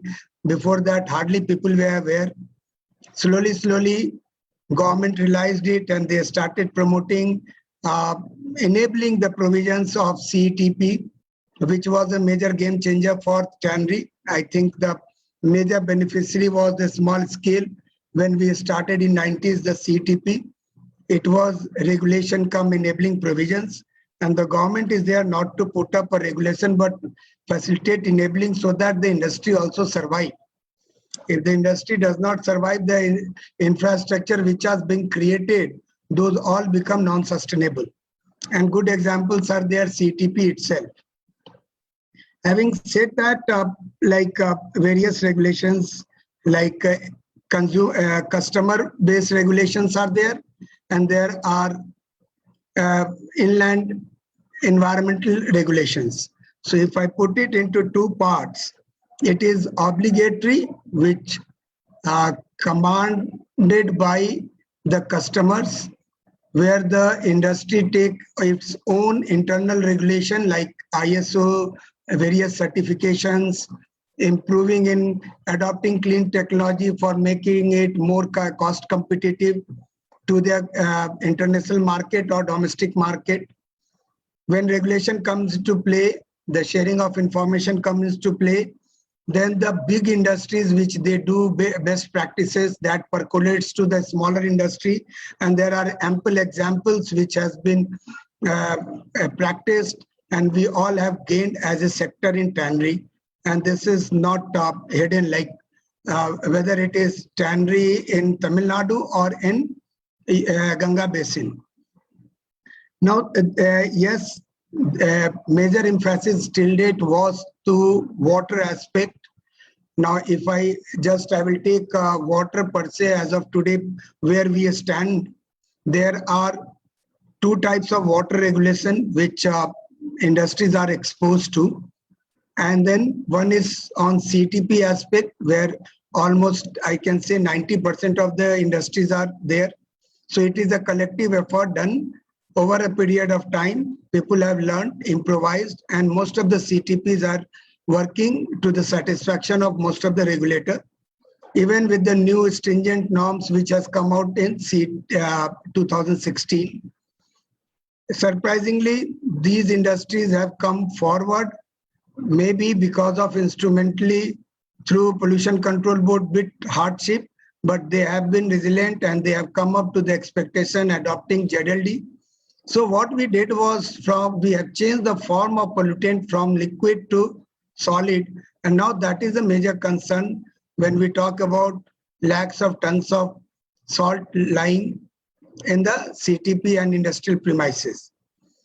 Now there are another aspect to that, which is individual industries, and there has been last year some modification on part of individual discharges. When we say that we have received a lot of representation, and I will take this forum to announce, to just convey, we have considered those representation, and as a ministry, we are in a very advanced stage to come out with certain relaxation on those part. Let us see what exactly comes, but it will be a enabling provision for the industry. So that part we are looking. The whole idea of looking at it is business sustainability. We all recognize that leather sector is a major foreign exchange earner for India. Hughes already highlighted the potential of employment and everything. The supply chain is, if we look at it, it touches right from the village to the top. So it's a very employment generating what we say sector basically. Now another aspect which is more important is when we talk about regulation, this benefit of regulation has been what we have experienced in India, and perceive the feedback from the industries. A lot of innovation has come because of that. Good examples are chrome recovery system. Now CLR has come out with waterless tanning, and many others like low sulfide, those are there. The concept of water treatment, what Dr. Kumar sir was initially saying, segregation of till now we were looking into segregation of wastewater stream. Now it is more to do with, hello, am I audible, sir? Yes, sir. Yes, sir. Please go ahead. Okay. Yeah. So now, You are audible. yeah, now the entire fraternity which is looking after the management of tannery environment per se, pollution and everything, people have started shifting from waste stream to waste. And we all are looking very forwardly towards the Namami Gange project. I tell you, Dr. Mathuria has highlighted certain things from technical point of view also. What we are looking into is, it is going to be a very game changer for the entire leather sector, the way Namami Gange has approached the Jajmau, Bantar and Unnao sector. If you see that one, they have not only looked into the end of pipe or per se individual part, they have gone into support on the product size, the process size, and the outcomes are very encouraging, like solid red salt segregates and dry salt. Now people are getting into acceptance mode, which were still as a pilot or demonstrative stage. People are experiencing it and adopting it.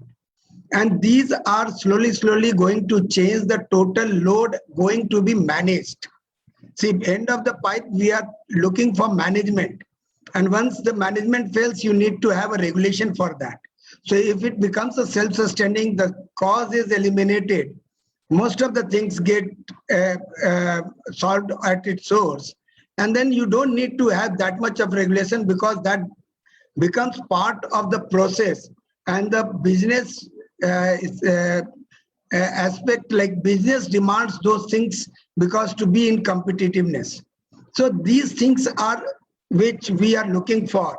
One thing I would like to highlight, that presently most of the, as far as water is concerned, presently most of the CTPs are running in south at ZLD. But we are still not able to solve the problem comprehensively with regard to salt. We are looking very forwardly with the model what Namami Gange has projected for Jajmau, where they have put up a pilot plant, and we are looking very forward. And if that success will be a game changer, not only within India, it will be across the world. Similarly, another model is being used for Unnao and Bantar, where the streams are being segregated for treatment and based on its merit. So these two models are very good, like we are looking forward, and most of the regulation will come inherent in the process rather than going for end of pipe. Now, another aspect which we would I would like to highlight will be, like, now violation and all those things are not a major source, because most of things are being monitored very closely, maybe by regulators or the society itself.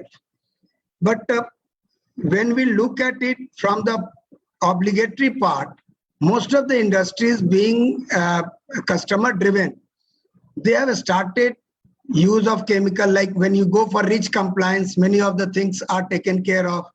Similarly, eco-labeling, when you talk about, you take environmental part consideration directly or indirectly. And as far as regulatory provisions as of today is there, we need to look into landfill aspect, because everything is getting converted from water to solid part. There have been good initiative by CLRI. I think Dr. Rajamani 20 years back with UNIDO, he has started. Somehow those were not acceptable, or we can say it could not be commercialized, like the solid waste, organic part can be used for energy extraction or other waste. But the impetus right now as a government policy is there. These things like the demonstrative plant now working at CLRI, Calcutta Leather Complex for organic waste, where you are extracting some resources and then manures are can be used So those things will definitely come up. And we have to look it into a perspective the way we looked at CTP. We have to come out with a common facility where such infrastructures are created which take care of leather tannery industry waste as well as other waste, because now the technology is good enough which talk about that mixing the waste we can extract the. So matrix has to be designed which takes care not only the solid waste generating from the tannery sector. So that is the thrust area, and there are roadmaps and good examples. The model what we have adopted for wastewater on CTP, similarly common facilities can be made, and those are viable. The gases, whatever, or the resource we will be deriving out of that, it will have a market, and it will depend upon volume. So there are solutions collectively we all have to work into. As far as enabling provision is concerned, when we talk about regulation, it cannot be that it should be at par with international level and we lose our competitiveness. But then we have to look into that, and various government and even NGT, Honorable NGT has also considered, accepted those that, like for Jajmau and in Tamil Nadu also, if the wastewater is not able to meet the stipulated standard for major part, can we have a dilution-based approach so that the impact, economical viability is not affected? And as of today in Jajmau, that was accepted by Honorable NGT also.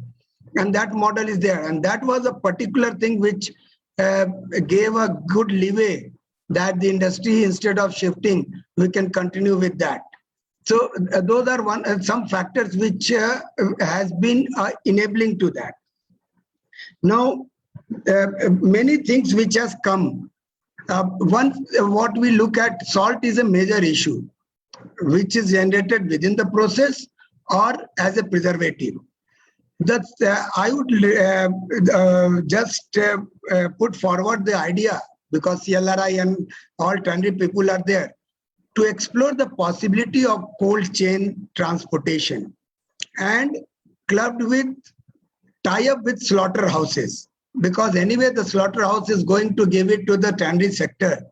Why not we come out with a mechanism where the slaughterhouse waste has a tie-up and a mechanism is developed so that once you have an assurance and the supply chain is built up, lot of salt part which is going into the process can be eliminated and the cost can be reduced. So this is one part which we need to explore, and I see there is a huge potential. Some industries, they have started doing it. They have their own concern, but when we start discussing on that, bring in knowledge, we will be able to overcome the smaller challenges which that particular option is there. So apart from that, just to another part on ZLD aspect is, when we recover water, it's a very cost intensive. Now there are certain technologies which has come up, which is operating at very low cost, almost one third to 1/4 of the present cost, where the water recovery is being carried out. And these are in a very initial stage. Many of the chemical industries have adopted, sugar mills are giving order. So I believe like these are the area where we should explore to make it more competitive. If the regulation cost is more, there will be no development of industry. So the regulation has to be minimum. For that, the industry has to be proactive in adopting such things at their process level to reduce at source. And then when we go for control or management of that, that cost also has to be reduced. So these are few things which I would like to highlight. And then there are many when we talk about regulation policies and everything. But those all are metrics of input coming from all stakeholders. So those are governed that way. But more or less, if you ask me today, the compliance status of tannery sector per se is much more better, like almost I can say 95 plus or 90 plus satisfactory on the scale of 100 compared to what we had 10 years. And it is not because of the regulator alone. It is more to do with the knowledge provider like CLRI and acceptance by the industry themselves to sustain, to have a sustainable model. And with this, like, I will just close it, and thanks the organizer to giving me an opportunity to put the perspective of a regulatory point of view. Thank you all, and I will be open for any query if you have on this. Thank you. Thank you, Mr. Sandeep. Really great, because I appreciate that not only you are a regulator, you understood the issues, technical aspects of this industry. And as you have mentioned, you have permitted the Ganga Basin tanneries, particularly Jajamau, Bantar and Unnao, and to adopt appropriate technology and stay there. See, that is the great thing, and I should thank CPCB, NMCG, Mathuria, and you are all closely involved in the technological aspect. Actually, it's not common. Normally, funding agencies, they don't look into, they take only the estimate aspects, but you have gone through the technological aspects, segregation and all these things. And also you identified the residual problems, the issues in the ZLD, particularly the salt disposal and the solid waste. I think this is one of the major issues to be addressed. And also you are not only a regulator, you are seeing the need and sustainability of the industry, because we are given alternative option other than ZLD to Jajamau and also to Calcutta. They are going for growth, but I am sorry to say that we see some decline. There is no new license in Tamil Nadu tanneries as well as the regulations, but also the growth level is not much. This may be one of the reasons, but I don't know. Industrialists, they can understand better, but the growth is in Calcutta and Kanpur because of they are adopting sustainable technologies. But we have to go in a lot to the cleaner production as well. Also, the environmental and other people have to integrate and do the things. Thank you for your overview and participation in spite of your busy schedule. Is there any, can we take the questions now, or one more presentation after that we can take the questions? Sir, we'll go with Mr. Malik. Okay. Because right. we're already running 20 minutes. Right, only 5 minutes. Maybe I think Mr. Cecil Malik is General Secretary from the Indian Leather Technology Association. Normally the association people limit with their associate activities, but this ILTA, they are involved in all other activities, not only the industrial promotion, technologies, publications. This only organization regularly publishing the journal. No other country is doing that. And they are all the team members. They closely involved all these technological development, participation and all. Now I invite Mr. Malik from ILTA to make his presentation. Thank you, Dr. Rajamani. Am I audible? Yes, yes. Honorable Dr. Sriram, Dr. Rajamani, the eminent dignitaries on today's panel, and the participants. Very good afternoon to all of you. Today I am interested to speak on contributions of Indian Leather Technology Association for promotion of leather sector. I will highlight the role of ILTA played before COVID situation, during the COVID situation, and after the COVID situation, with few concluding suggestions to act upon by all of us present today. Let me start with pre-COVID era. Since last 70 years, Indian Leather Technology Association is working continuously for upliftment of leather industry, mainly on science and technological front. The association has a huge contribution for the growth of this industry and to protect the environmental damage due to leather processing. Several stalwarts of the leather world and member of ILTA like B.M. Das, Y. Naidumba, Sanjay Sen, T. Ramaswamy, and many others who have worked throughout their life in this particular direction, according to the objective of our association, which are recognized throughout the world. You will agree that to promote an industry, it is very important to upgrade the knowledge of the people working for the industry. With this objective, ILTA is publishing 8 text and reference books and publishing technical journal called as JILTA every month for the last 70 years for students, scholars, research workers, and the industry, which are circulated worldwide. ILTA had started publishing textbooks when hardly any books are available in India for the students and research scholars. Gradually, depending on the need of the hour, the association extended its range of publication from leather to footwear to chemical technologies. It is also a fact that publication of a technical journal every month for the last 70 years is considered to be a milestone contribution to the leather sector. In last 7 decades, more than thousands of articles on science and technological development written by eminent authors from throughout the world were published in this journal, which reached to our 700 members staying throughout the world and all the institutes, associations, industry of the entire leather sector in India and abroad. To promote leather over imitations and to give an opportunity to the small leather goods manufacturer to grow, ILTA organizing People's Fair, that is Lexpo, for all items made out of genuine leather for the common people since last 45 years in different parts of India. Lexo is an established brand which denotes genuine leather made item at affordable price. Through this fair, many small leather goods manufacturers became big and reputed exporters over the years. This is also an important contribution of ILTA to the leather sector in last 4 or 5 decades.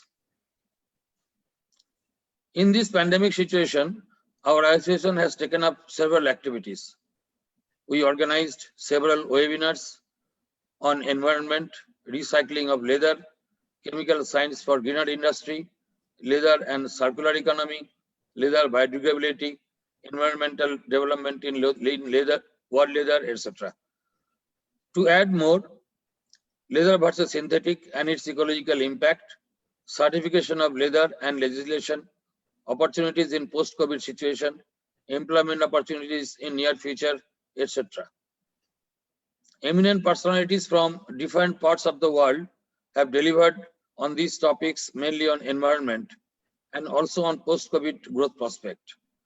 Besides this, ILTA with its dedicated members continuously associated with other associations, academic institutions, research institutes, government bodies, Chamber of Commerces, and participated in their different activities like CLRI, CLCTA, ILPA, and many others.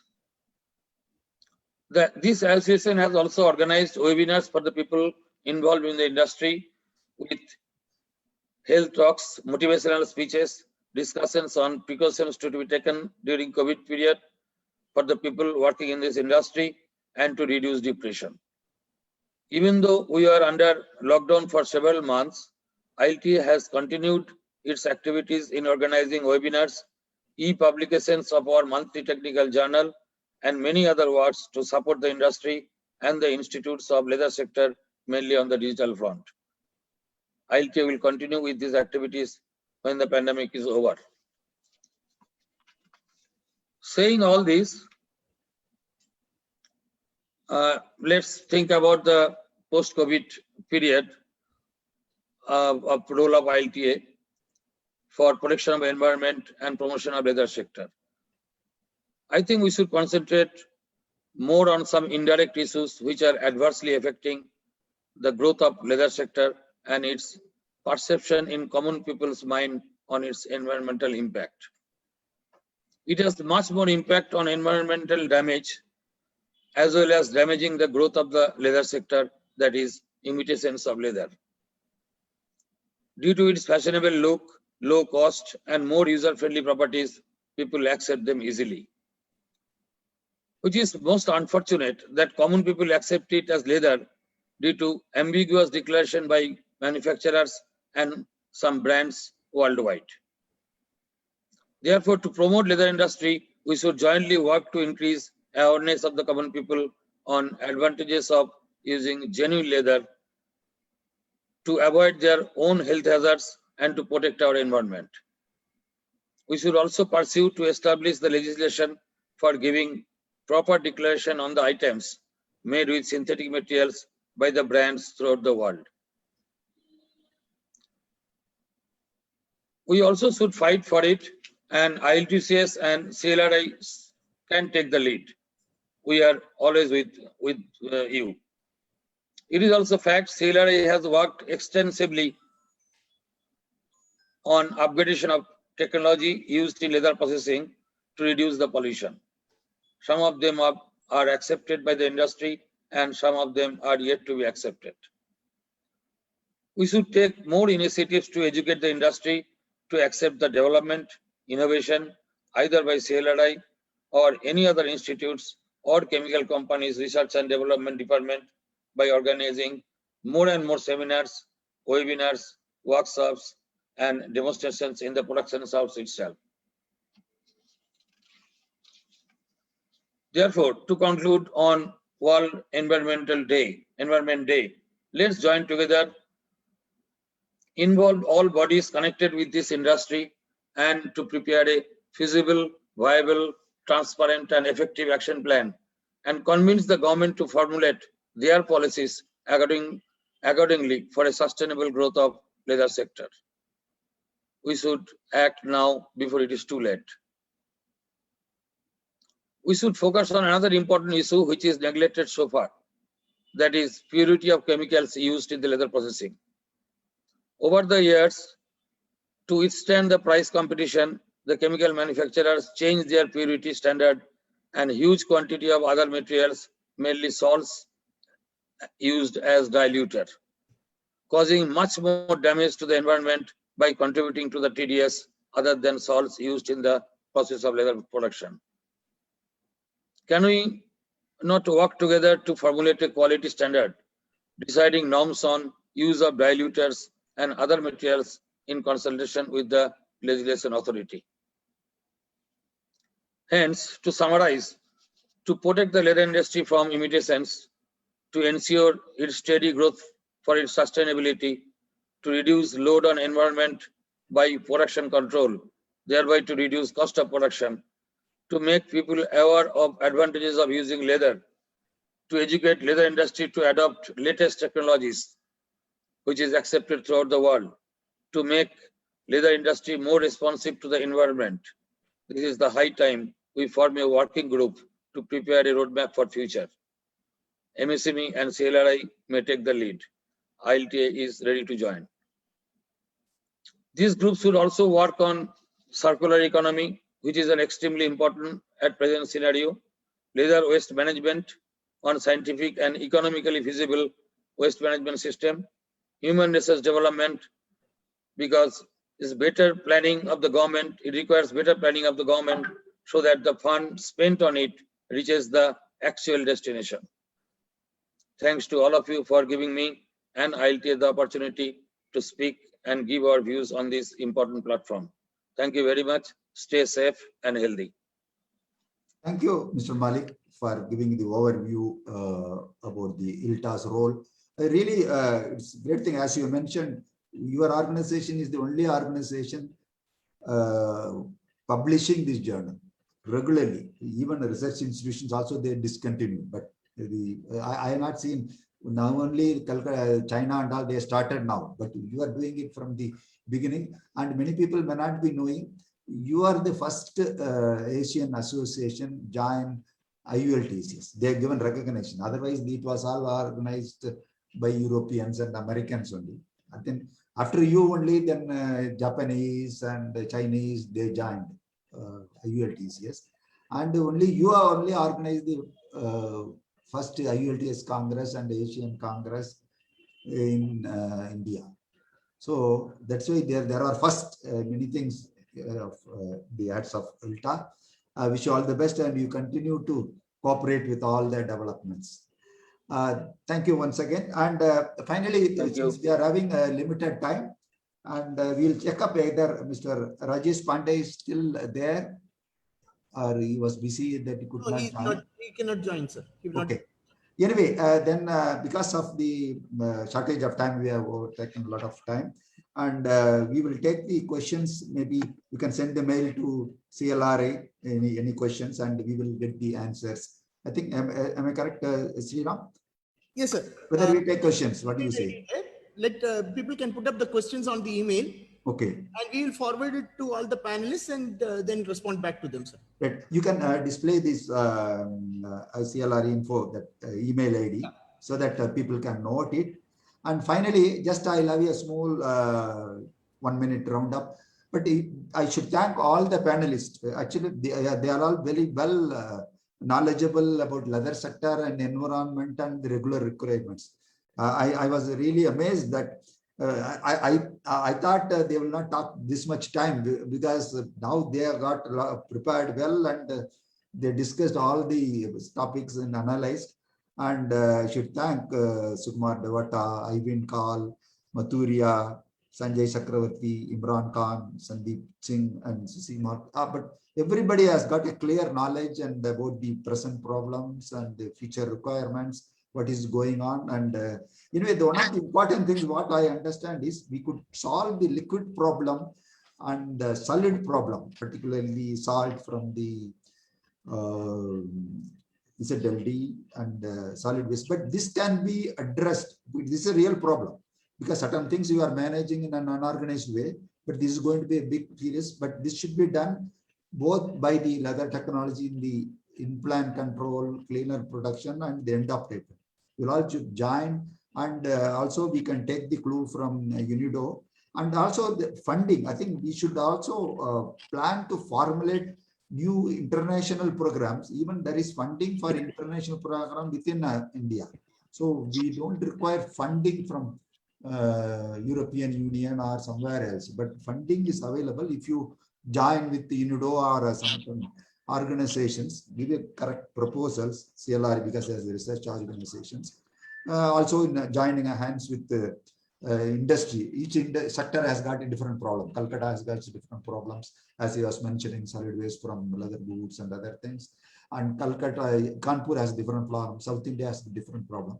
So all these things we can focus and formulate a proposal, and if we give it to the DAPP, UNIDO wing and all, you can get fundings. And also, I think Sri Ram is a young dynamic director. You can plan because you got all the blessings and you can do well, and we'll have better cooperation with the industry and others. All the best. Thank you for all the participation and passion hearing. I think a lot of people have patiently listened nearly 2 hours, even a holiday, and I should thank you all. I think next is way forward by director. Thank you very much, sir. Thank you, sir. Too much of your time.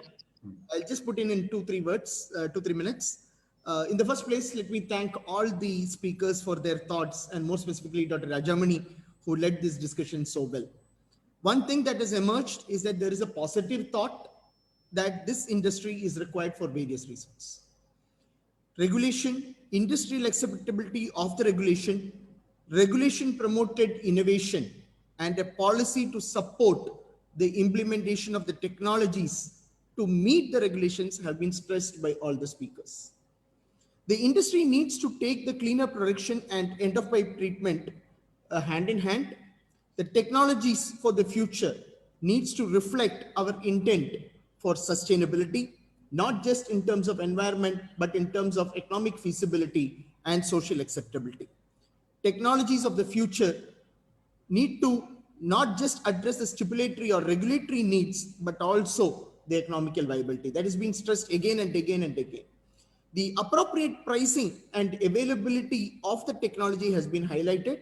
And in this, the way forward for us would be to engage in deliberations so that we put up the appropriate pricing, which is more adoptable.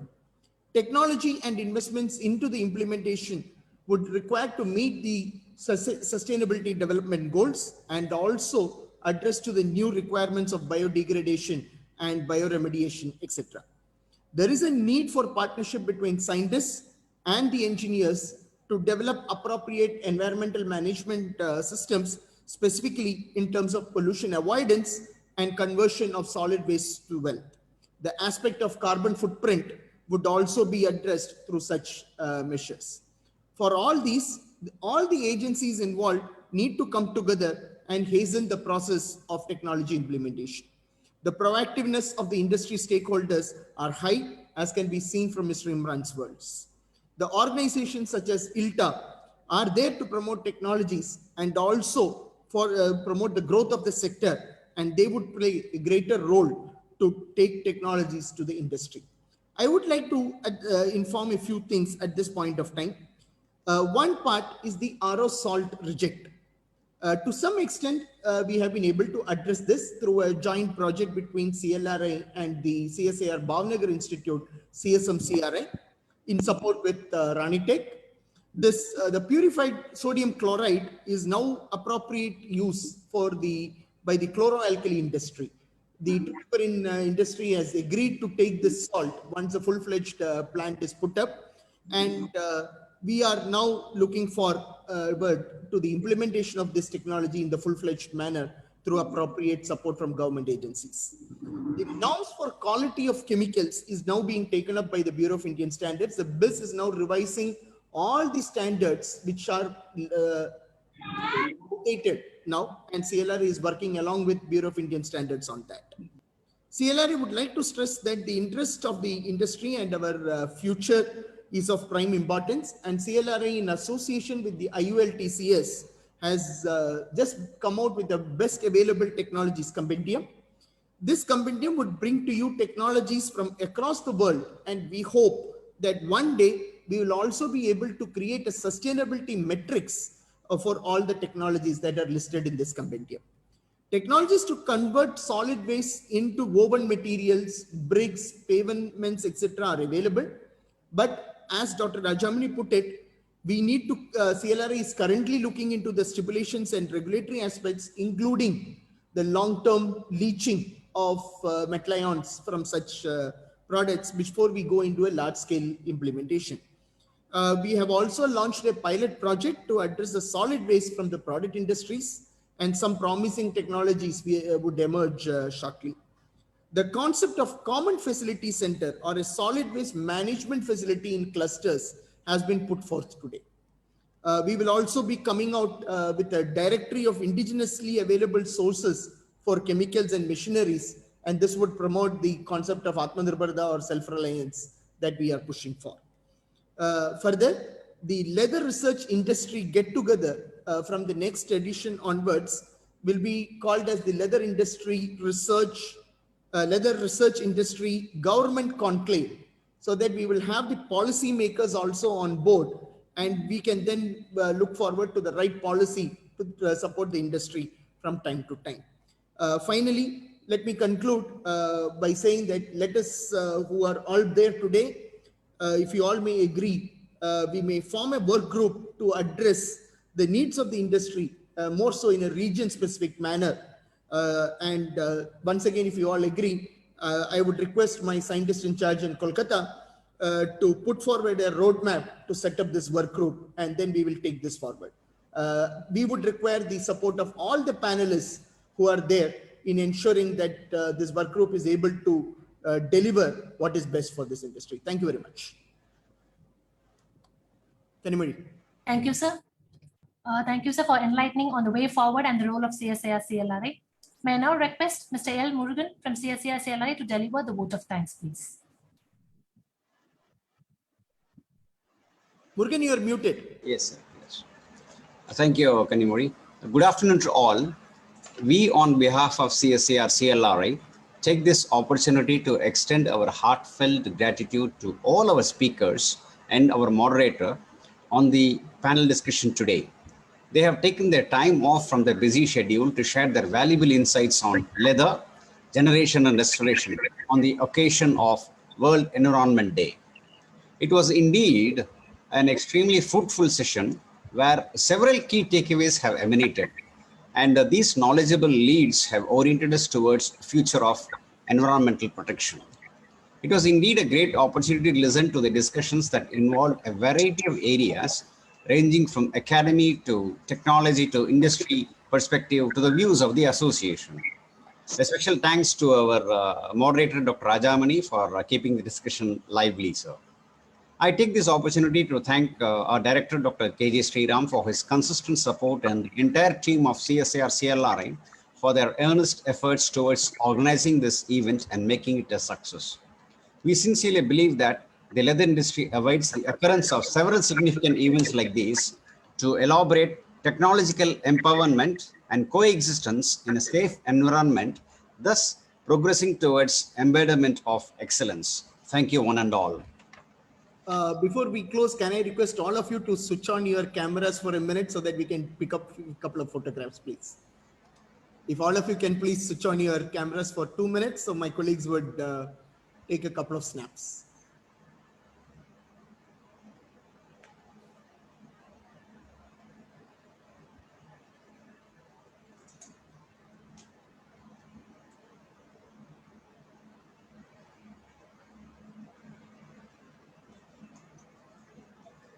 Guru Prasad, you have to tell me if you have finished.